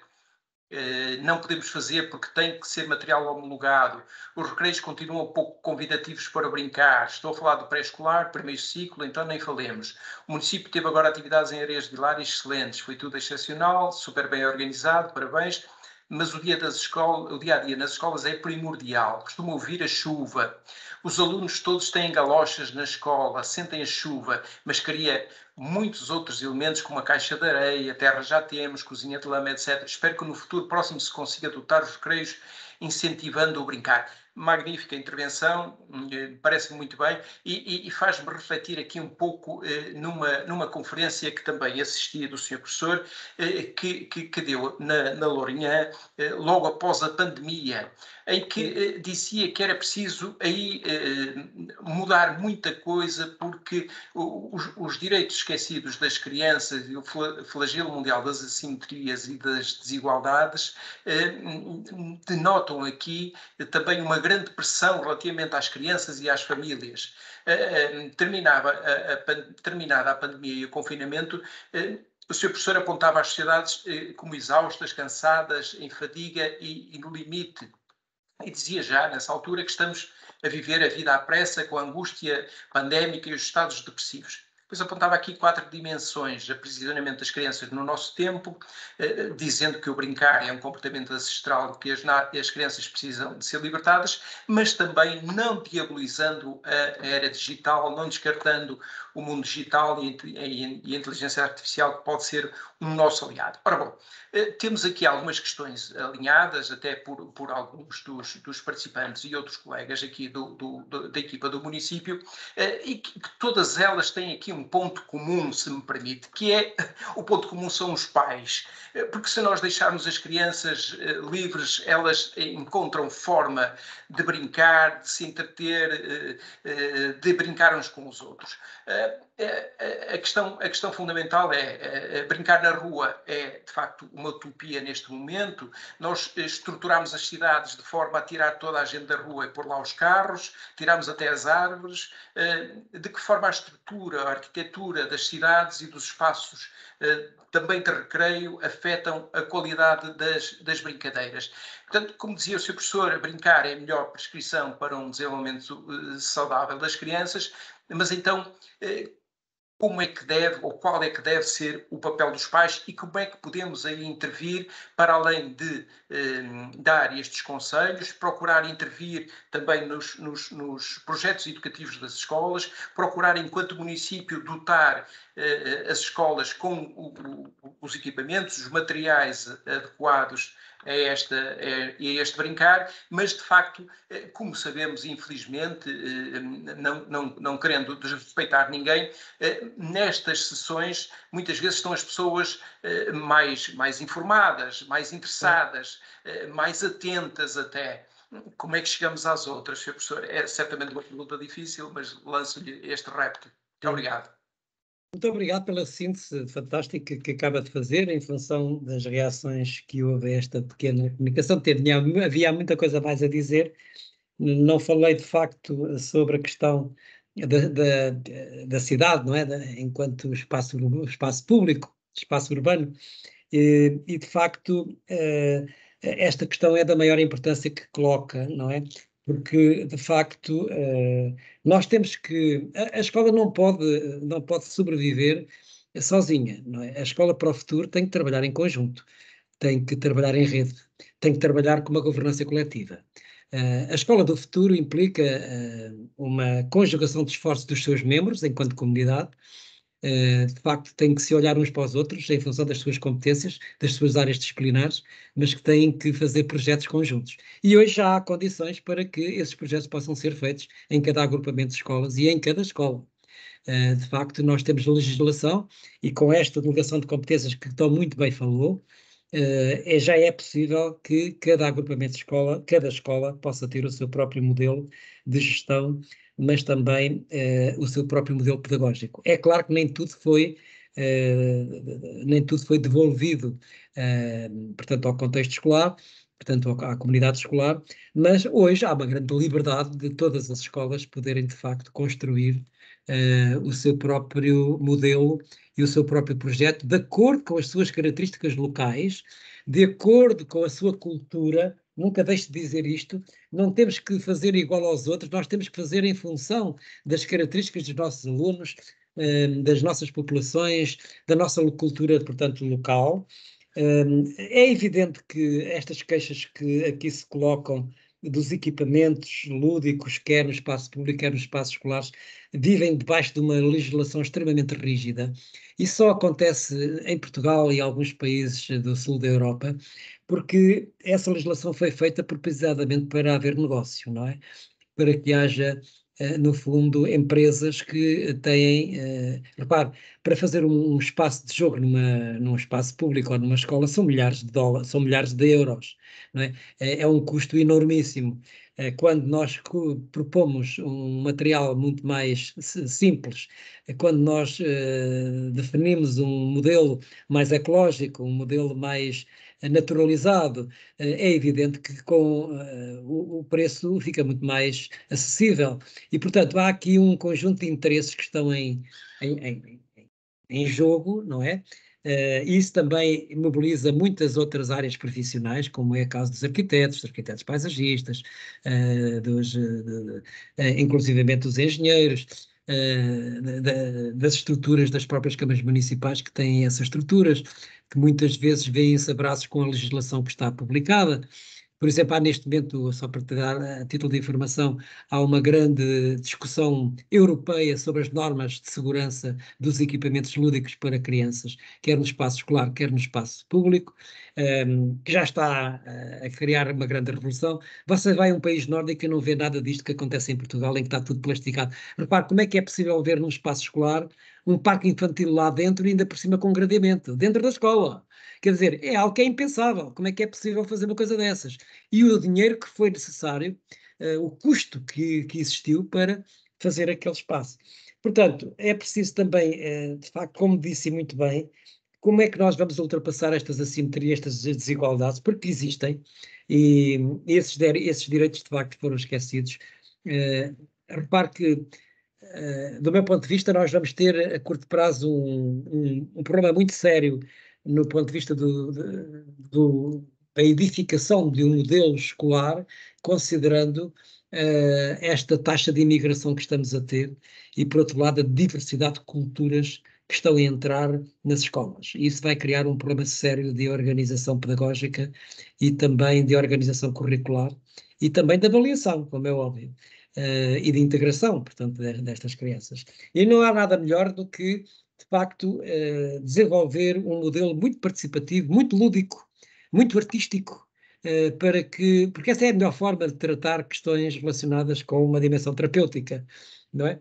Que é, no fundo, brincar ser algo fundamental, mas também a utilização, como disse o professor João Silva, não se pode diabolizar as novas tecnologias, elas podem ser muito úteis e também podem ser utilizadas num ponto de vista pedagógico e também, obviamente, lúdico. Agora, a questão dos pais, essa é a questão que preocupa todos os educadores, todos os professores, e preocupa também todo o sistema educativo. De facto, o que é que acontece? Nós temos um problema sério de organização da lei laboral em Portugal. Nós temos 2 milhões de portugueses que vivem em pobreza. Nós temos milhares de famílias que não têm a oportunidade de ter um dos seus progenitores que tenha filhos, que tenha a possibilidade de cuidar do seu próprio filho. Portanto, as crianças têm que estar na escola muitas vezes 10 horas, 7 horas, 8 a 10 horas por dia. Significa que a lei laboral não facilita. Repare, foi implementada agora a lei das creches, como se sabe, gratuitamente para todas as crianças. Mas ninguém se lembrou de que múltiplas superfícies comerciais e muitas empresas estão neste momento a criar creches 24 horas, creches em função dos horários de trabalho dos pais. Isto é uma verdadeira, eu diria, um verdadeiro crime, colocar crianças a ir para a creche às 6 da tarde e sair de lá às 3 da manhã, ou entrar à meia-noite e sair às 8 da manhã. Isto é um crime e ninguém está preocupado com isso. Portanto, nós não estamos a salvaguardar os direitos mais fundamentais, portanto, das crianças. E, portanto, nós temos aqui que perceber que há uma desigualdade muito grande no tecido social.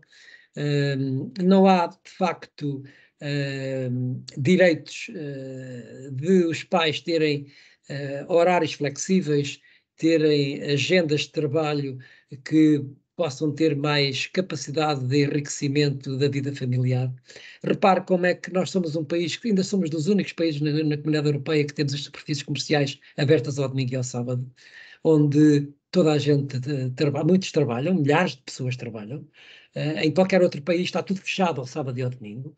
As pessoas têm direito ao lazer, têm direito ao tempo livre, têm direito à vida dos filhos. E, portanto, esta é uma matéria que tem que ser trabalhada também do ponto de vista local. Também tem que ser trabalhada das políticas locais, de modo a que, de facto, os pais tenham mais tempo para os filhos. Quando eles tiverem mais tempo para os filhos, vão perceber algumas coisas que não estão a perceber no momento. Porquê? Porque eles passam a vida a trabalhar e não têm tempo para brincar sequer com os filhos. E, portanto, entregam às escolas toda a responsabilidade. Não é?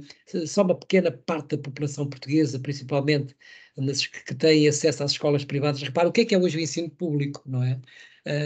As crianças que andam no ensino público são normalmente uma grande parte daquelas que eventualmente têm maior situação de pobreza familiar ou de situação, portanto, de precariedade. E, portanto, nós temos aqui problemas endémicos que não fomos capazes ainda de resolver. Isso tem muitos efeitos negativos no próprio processo de ensino-aprendizagem, até do ponto de vista do sucesso escolar. Mas ainda que tínhamos que dizer que em 50 anos de democracia nós demos um salto fantástico, nunca tivemos tão bons alunos e nunca tivemos tão bom ensino e tão bom ensino superior e tantas crianças a chegar ao ensino a tirar licenciaturas e a tirar mestrados e doutoramentos. Portanto, não podemos ir por aí, mas estamos a criar neste momento um problema sério de integração com novos tipos de problemas. Um deles é, de facto, os pais, porque os pais estão preocupados com o sucesso escolar dos filhos, a qualquer preço. Exigem dos professores coisas impensáveis, e a relação, de facto, dos pais com a escola implica, do meu ponto de vista, que tenhamos que solicitar às autarquias locais que possam intervir aqui através dos seus setores de educação, de setores da atividade social, portanto, do setor social das câmaras municipais, no sentido de acudir a estes problemas, no sentido de termos a possibilidade de alterar um pouco esta questão da mobilidade escolar, no sentido de torná-la muito mais ecológica, muito mais participativa, pôr as crianças a descobrir o espaço público, a poder diminuir o trânsito automóvel, diminuir a velocidade automóvel nas cidades, retirar os automóveis de frente das escolas, proibir, de facto, isto é, passeios ocupados por carros à volta das escolas, criar corredores de bicicletas como a melhor forma das crianças se deslocarem, criar corredores de segurança, de modo a que possamos, já está a haver algumas experiências interessantes em Portugal e em algumas autarquias locais, no sentido de haver corredores de bicicletas, corredores a pé, para que as crianças não andem apenas de automóvel. De facto, não há mais perigos do que existia antes. Nós temos estudos sobre isso. Nós somos um país seguro. Nós estamos um país, de facto, dos mais seguros de todo o mundo. Somos um dos mais visitados e, portanto, a questão do planeamento urbano é aqui, diria, um ponto absolutamente fulcral em que os agrupamentos de escolas, as associações de pais e as autarquias têm que trabalhar para tornar as crianças mais ativas, mais saudáveis e ensinar os pais também a recuperarem a sua vida ativa, a sua vida lúdica. Eu diria que os pais também têm que reaprender a brincar, porque esqueceram-se, as suas memórias estão apagadas. Como é que se iluminam essas memórias dos adultos? Trazendo os pais à escola e brincando com as crianças. Fazendo iniciativas locais, através das autarquias locais e associação de pais, de fazer, por exemplo, o Play Day, que é uma ideia muito simples. Todas as semanas há um local onde as famílias se encontram a brincar, que é patrocinado por projetos da própria autarquia, onde cada um traz os seus brinquedos e traz as suas crianças e todos se encontram, tal e qual como se fazem já em todo o país, em todas as autarquias, corridas a um dia por semana, de curto prazo, ou melhor, de curta distância ou longa distância, também se podem fazer uma ou duas vezes por mês, 3 vezes por mês, um momento em que os pais se encontram para brincar com os filhos. E essa consciência vai sendo ganha. Queria também dizer ao professor João Luís que já está a acontecer um fenómeno muito interessante em Portugal.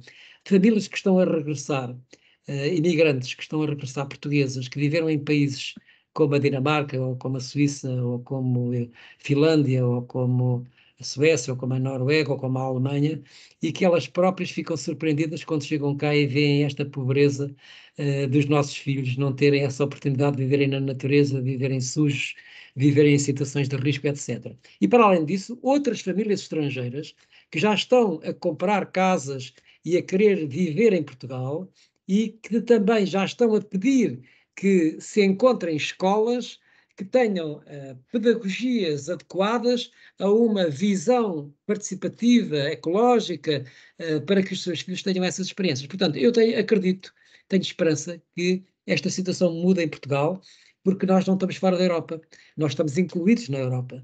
E mais, deveríamos ir mais longe, no sentido de também perceber quais são as orientações para a educação na comunidade europeia e perceber que estes medos, esta superproteção, não tem sentido.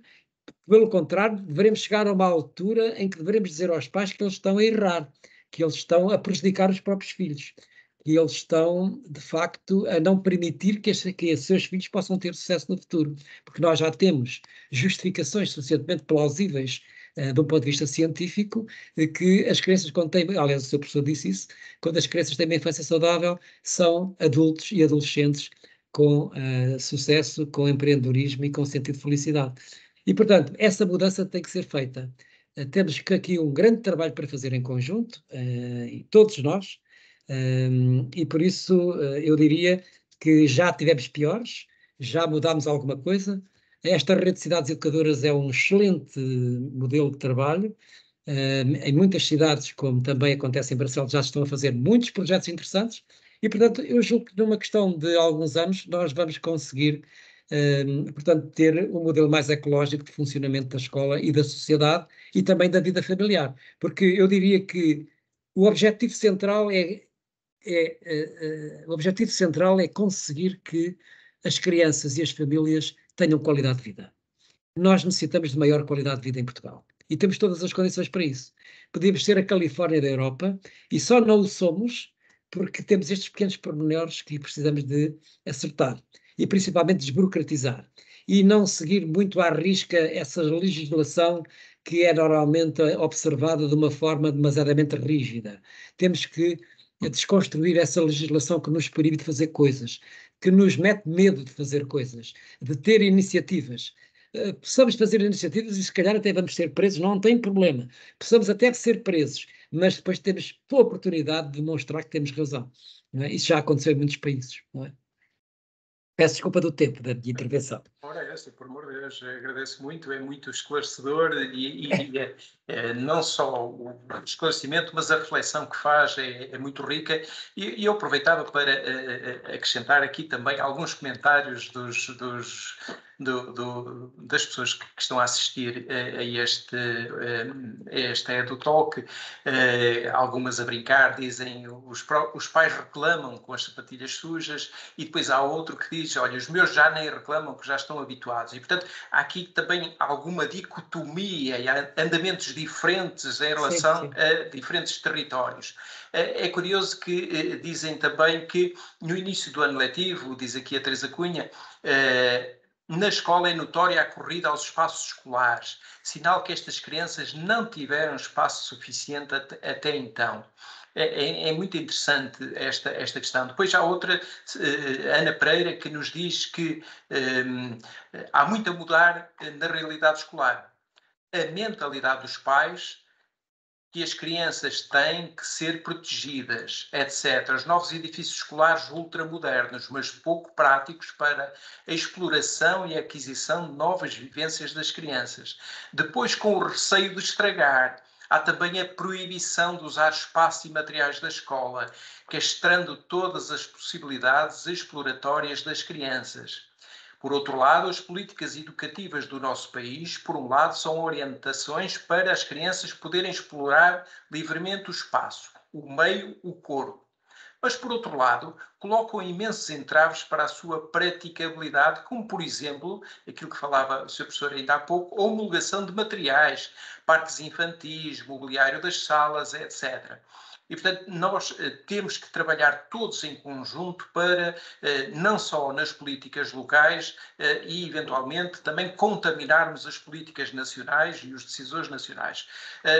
Muitos territórios urbanos estão a ser redesenhados já com ciclovias, com ecovias, com corredores verdes, com espaço de fruição, com aproveitamento das margens ribeirinhas, e dou o exemplo aqui de Barcelos, que está também a sofrer uma transformação significativa do seu desenho urbano.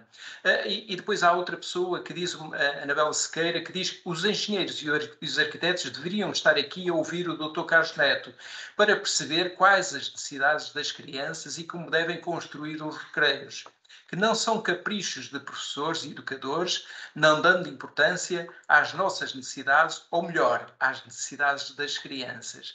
Muito interessante estas reflexões. Depois, José Vírio Torres diz assim, é uma constatação e interrogação. O medo tomou conta deste país. Em casa, na rua, na escola, na comunidade. Então, qual é o melhor remédio para o medo? O exercício da liberdade? De facto, muito interessante. E depois há uma outra questão que diz assim, atualmente temos espaços exteriores nos jardins das nossas aldeias que são mais reduzidos que muitos das grandes cidades. Ou seja, há aqui um fenómeno também estranho, inverso quase àquilo que seria o natural. Se calhar pensaríamos que os espaços urbanos estão mais reduzidos, que são mais apetecíveis do ponto de vista imobiliário, da especulação, etc., e não os das aldeias. É muito interessante. Mas, entretanto, Sr. Professor, para além destas reflexões que lhe deixo aqui também para comentar, gostaria de pôr aqui uma outra questão que me parece muito interessante, de uma outra técnica aqui da equipa municipal, que diz assim: o brincar tem um fim em termos temporais de idade das pessoas. Quando devemos deixar de brincar?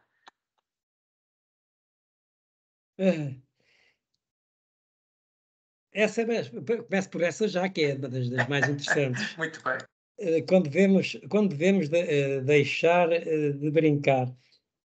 Eu diria que o brincar nasce connosco e morre connosco, não é? O brincar nunca deve ser desprezado, omitido, esquecido, porque toda a criança que brincou de forma plena ficará para sempre na sua memória até morrer. Como dizia Agostinho da Silva, brincar é, no fundo, esquecer o mundo, esquecer a vida. Brincar é, no fundo, ausentar-se, não é? Brincar é ser capaz de sair da realidade, suspender-se no tempo para a eternidade, para depois voltar, de facto, mais confiante, com mais capacidade de autoestima e de autoconfiança. O brincar é um comportamento, de facto, extremamente fantástico, porque ele é, acima de tudo, restaurador da nossa existência, não é? Brincar é restaurar a nossa existência. E, portanto, há muitos adultos que deixaram de brincar incrivelmente porque foram demasiadamente martirizados por lógicas de grande imposição e com vidas muitas vezes difíceis. Mas há muitos adultos que continuam a brincar, e até muitos idosos que continuam a brincar, não é? Eu diria que brincar é uma atitude mental, não é? Se eu perceber este conceito de brincar é uma atitude mental, então é algo que me acompanha sempre. E em qualquer situação da minha vida profissional, da minha vida pessoal, da minha vida particular, eu devo ter uma atitude lúdica de que nem tudo é absoluto, nem tudo é relativo. O brincar é um moderador positivo e um moderador de iluminação da minha própria vida, da minha própria existência. Por exemplo, eu digo, um professor que não é brincador, não é professor.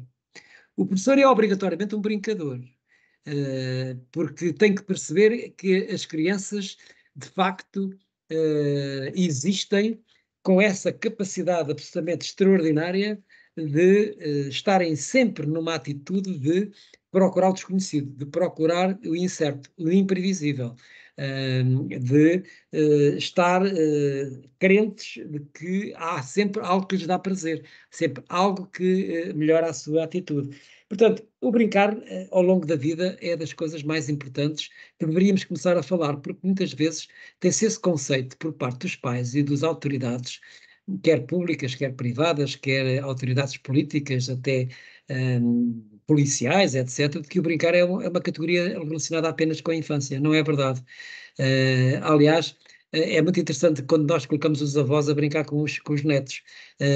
Os avós percebem inteiramente o que é o conceito de brincar, porque eles também estão já numa fase de decadência, perto da morte, estão a fazer... O brincar é um ritual de passagem, para todos os efeitos. E esses rituais de passagem fazem-se nas primeiras idades para aprender a caminhar para a idade adulta, para ganhar maturidade. Da mesma maneira, quando se entra em decadência, há uma percepção de que a morte está perto, que está a chegar, e nós temos que outra vez retomar com grande força uma atitude lúdica para encarar a morte numa atitude positiva. Portanto, diria, essa pergunta deveria estar presente nas nossas vidas, quer na vida laboral, quer na vida familiar, e até em todo o local que devia trabalhar com alegria, trabalhar com saúde, porque, repare, brincar é, no fundo, um relacionamento saudável. É ter um relacionamento saudável. Nós deveríamos mais brincar com os outros, brincar connosco próprio para brincar com os outros. Um professor, um educador que não brinca consigo próprio, dificilmente consegue brincar com uma criança. Um pai que não tenha capacidade de brincar consigo próprio, dificilmente saberá brincar com o seu próprio filho, assim como um professor. Portanto, o brincar é um comportamento absolutamente fundamental. E houve aqui uma coisa que foi dita, julgo pelo José Emílio, esta questão do medo, que é um conceito que eu há muitos anos ando a falar nele. Eu acho que Portugal está cheio de medo. Portugal, por diversas razões históricas, nos últimos... Quer dizer, teve 50 anos de construção da democracia, 50 anos de liberdade. De facto, fez-se uma coisa... Eu participei, tenho 73, participei como um cidadão que trabalhou imenso para a democratização desta sociedade. Estou hoje muito contente com a minha consciência tranquila do trabalho que fiz, mas, de facto, diversas dimensões que aconteceram nas últimas 2 décadas levaram este país a ficar numa situação muito perigosa de saúde mental, porque vive-se com medo, e veja-se o que aconteceu com a pandemia. E o medo tornou conta do país, como ele disse, e muito bem. Vive-se o medo em todo lado. Você vai a uma escola, vê o educador de infância com medo, o auxiliar de infância com medo, a criança com medo, portanto, todo o corpo educativo vive cheio de medo por causa dos pais, os pais vivem cheios de medo se os filhos têm acidentes ou se estão em segurança ou se não estão em segurança. Esta questão da segurança é um mau problema, porque as estatísticas e os estudos de investigação que fizemos dizem-nos que em Portugal o nível de insegurança diminuiu. O número de problemas de segurança com as crianças diminuiu. Nós temos hoje menos problemas do que tínhamos há 30 ou 40 anos atrás.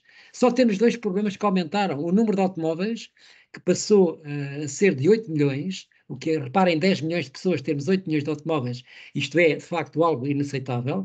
E, por outro lado, temos uma urbanização caótica, não temos um planeamento urbano capaz, porque não temos cidades de proximidade, não temos cidades que possam permitir qualidade de vida, onde a pessoa possa andar a pé, possa ir às compras, possa ter, de facto, as coisas perto. Quer dizer, temos um planeamento muito pouco sustentável. E, obviamente, que esses são os únicos 2 problemas que temos. De resto, as crianças têm segurança, podiam ir perfeitamente andar a pé. Repare, a gente chega ali, vamos, por exemplo, a Bélgica, ou vamos aos Países Baixos, ou vamos até podemos ir à Alemanha, crianças de 5, 6 anos vão de bicicleta para a escola. Nós hoje vamos à cidade de Tóquio e vemos milhares de crianças que vão sozinhas a partir dos 5 anos para a escola. E todos os cidadãos que andam na cidade são protetores daquelas crianças. Portanto, significa que os pais estão descansados, porque vive-se numa perspectiva de cultura de comunidade.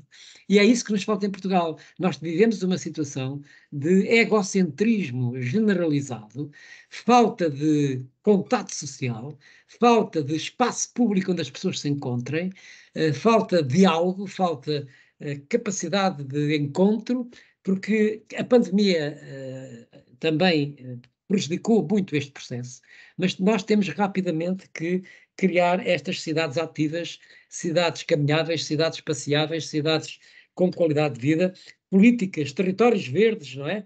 como aqui foi dito também, políticas públicas que permitam que, de facto, haja um ambiente mais saudável entre os cidadãos, com uma mobilidade, portanto, urbana mais capaz. Como alguém, eu gostei muito desta palavra, temos andamentos diferentes, eu gostei muito desta expressão, não é? E, de facto, é verdade, nós temos andamentos diferentes e cada vez está a ser pior devido à imigração, não é? Temos andamentos muito diferentes, temos classes sociais muito diferenciadas, temos uma diversidade de crianças e de adolescentes muito diferenciados. E esta questão da mentalidade, como a Ana Pereira falava, não é? Temos que ter projetos participativos. Este conceito de projeto participativo tem que começar a entrar na linguagem dos portugueses, quer dos professores, quer das equipas, quer dos projetos locais. Temos que procurar financiamento, temos que procurar trabalhar em rede, em grupo, de modo a termos mais prosperidade, termos mais qualidade de vida e, acima de tudo, uma sociedade mais unida. Eu tenho a esperança que Portugal possa ser o oásis da Europa. Continuo com esta esperança. Nós já temos uma taxa turística enorme, temos uma temperatura fantástica, temos uma diversidade ecológica extraordinária. Portanto, nós podemos ser, de facto, o oásis. Agora, temos que mudar principalmente questões, do meu ponto de vista, relacionados com a vida das famílias e a lei laboral, porque não é possível continuar desta forma. Nós temos pessoas a trabalhar toda a vida e não tiveram tempo sequer para educar os filhos de forma conveniente, porque não tiveram tempo. Porque vivem o dia a dia a pensar como é que sobrevivem. Vivem o dia a trabalhar para ter condições para pagar as contas e as dívidas que têm e pagar a habitação. Nós não temos uma habitação condigna, nem confortável. Há pais que não têm tempo, de facto, para estar com os filhos, porque, de facto, têm que trabalhar, ter mais do que um emprego para conseguir sobreviver. E, portanto, se pensarmos num quadro em que temos 2 milhões de famílias em precariedade, nós temos uma percentagem quase de 30% a 40% do povo português que não tem condições para ter qualidade de vida. Portanto, vamos ter que trabalhar aí, temos que fazer um grande forcing. Este convite deveria ser feito a todos os partidos políticos, no sentido de encontrarem soluções para melhorar os salários, para, no fundo, haver horários mais dignos, para haver mais direitos das famílias a ter possibilidade de estar mais tempo com os filhos, de ir buscá-los mais cedo às escolas, de aliviar o trabalho dos professores. Os professores deviam ter um simplex para diminuir o seu trabalho de gestão e o seu trabalho de burocracia. Os professores deviam ter mais tempo para si próprios, para a sua formação. Os professores deviam ter mais tempo para atividades não tão organizadas do ponto de vista curricular com os seus alunos. Os professores deviam ter maior equilíbrio entre um currículo formal e um currículo informal. Portanto, há aqui muito trabalho a fazer no campo da educação, da saúde, da habitação, mas também do trabalho. E por isso os ministérios também têm que trabalhar em conjunto. Quando a gente diz trabalhar juntos, não é só a nível das escolas e dos pelouros das autarquias. Também temos que falar ou dizer que os ministérios têm que trabalhar também em conjunto. E quando trabalham em conjunto, não é só o Ministério das Finanças que manda, tem que mandar todos, não é? De modo a que haja equidade e que haja também aqui uma capacidade de perceber os fenómenos reais, os fenómenos, diria, mais problemáticos de que a população portuguesa está a viver. Porque, repare, estes problemas que estamos hoje aqui a falar, dificilmente os ouvimos serem analisados na comunicação social ou mesmo nos discursos políticos.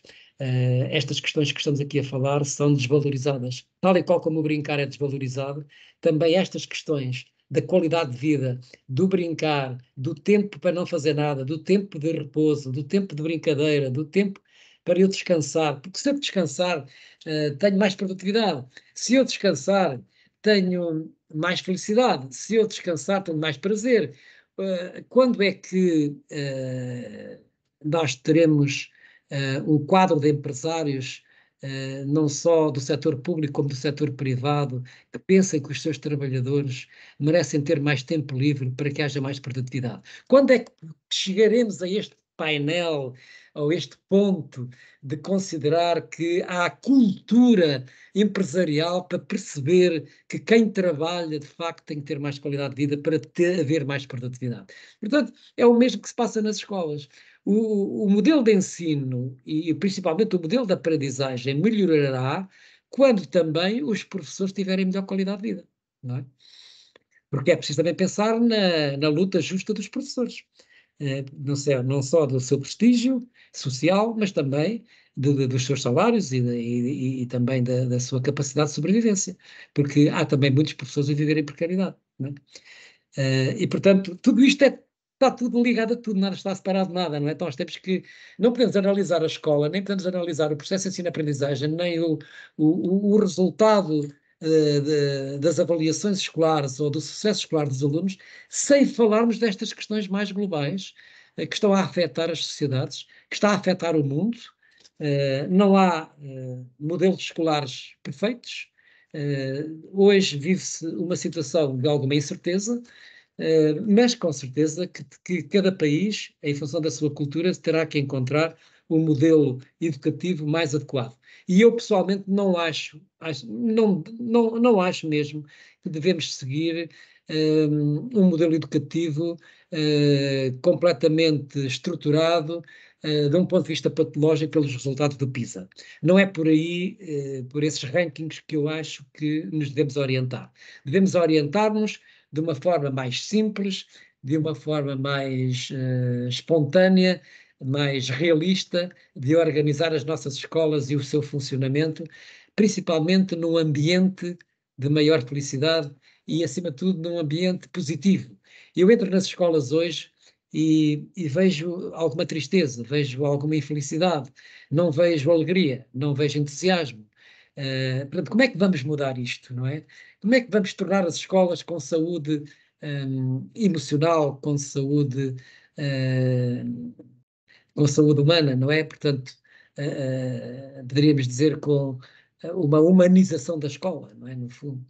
É esse trabalho que todos temos que fazer, pais, professores, comunidade educativa e, acima de tudo, o mundo autárquico. Eu acredito, de facto, muito, e devo confessar que nos últimos anos tenho trabalhado muito com autarquias locais e acho que é por aí que nós podemos mudar as coisas. Devo confessar. Porque, de facto, as autarquias têm imensas condições de saber claramente quais são os problemas locais que existem, muito mais do que a estrutura central do Ministério da Educação. E capacidade de intervir muito mais Exato. localmente, muito mais rapidamente, Exatamente. de forma mais ágil. Sr. Exatamente. Professor, não lhe queria cortar a palavra, tenho um gosto enorme e certamente que os nossos cerca de 100 assistentes também terão todo o gosto em estar a ouvi-lo, mas vamos ter de terminar esta agradabilíssima conversa. Apenas duas notas finais, de dois comentários da Elizabeth Diniz, que diz: agradeço a riqueza das partilhas, de veras pertinente nos dias de hoje, nas nossas crianças. Muito obrigado, professor Carlos Neto, um bem-aja à organização e muito obrigado por tão importantes partilhas. Estas reflexões são de extrema importância para despertar consciências e até levar a novas ações. Brincar é um fenómeno natural e comum na infância, brincar é uma atitude, ou seja, é mais do que um comportamento. A criança a brincar aprende a conhecer-se, a conhecer os outros e o mundo em que vive. Precisamos de mudança e todos têm de contribuir para isto. Foi tão bom ouvi-lo e sentir que é mesmo isso. Fala de tudo o que gostaria de ver realizado. Obrigado. Espero que sirva para abrir mentalidades, o quanto é importante e natural brincar. Só acrescentar que, por feliz coincidência, por reflexão, aqui no Pelouro da Educação, o nosso lema é precisamente educamos juntos, precisamente porque entendemos a importância do trabalho em rede, das partilhas, dos contributos, e todos têm algo a dar, todos têm algo a acrescentar a este manancial de construção.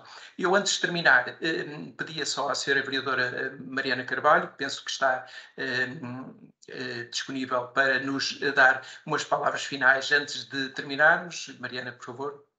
Obrigada, muito obrigada, professora. Foi uma inspiração e uma motivação adicional para continuarmos aqui este caminho. Nós conhecemos precisamente em Cascais, porque andamos atrás destas boas práticas que vamos encontrando, e foi aí que nos encontramos num recreio que vi aqui a imagem e que gostamos bastante. Portanto, nós estamos a fazer esse percurso. É um percurso longo, já percebi isso, Leva muitos anos. Mas é um passo de cada vez e estamos empenhados nisso, educamos juntos, estamos em rede. A Zé do Talks também é um bocadinho para conseguirmos esta partilha, e é isto que estamos a tentar. Professor, uma vez mais, muito obrigado. Espero que consigamos tê-lo em breve connosco, noutras circunstâncias, e tudo faremos para isso. E muito obrigada a quem assistiu a esta sessão, que a noite já vai longa. E pela generosidade que teve em estar este tempo connosco, porque é mesmo generosidade, e aproveito para agradecer essa generosidade mesmo, porque o professor Carlos Neto não levou qualquer tipo de honorário por aqui estar 2 horas connosco, e isto teria que ser dito, e é legítimo que assim seja. E, portanto, Sr. Professor, obrigada mais uma vez.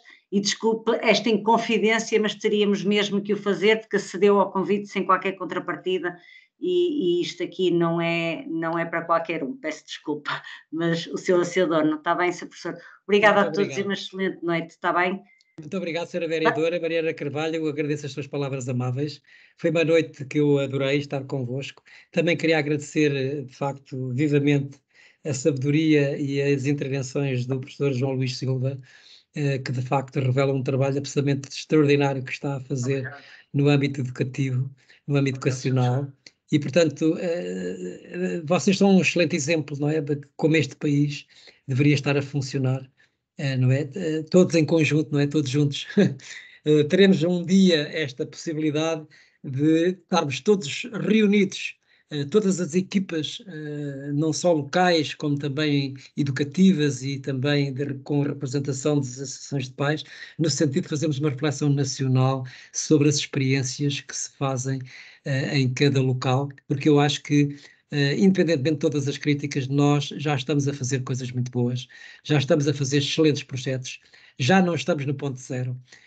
Já não se pode confundir o que era há 10, 15, 20 anos e o que está-se a fazer hoje.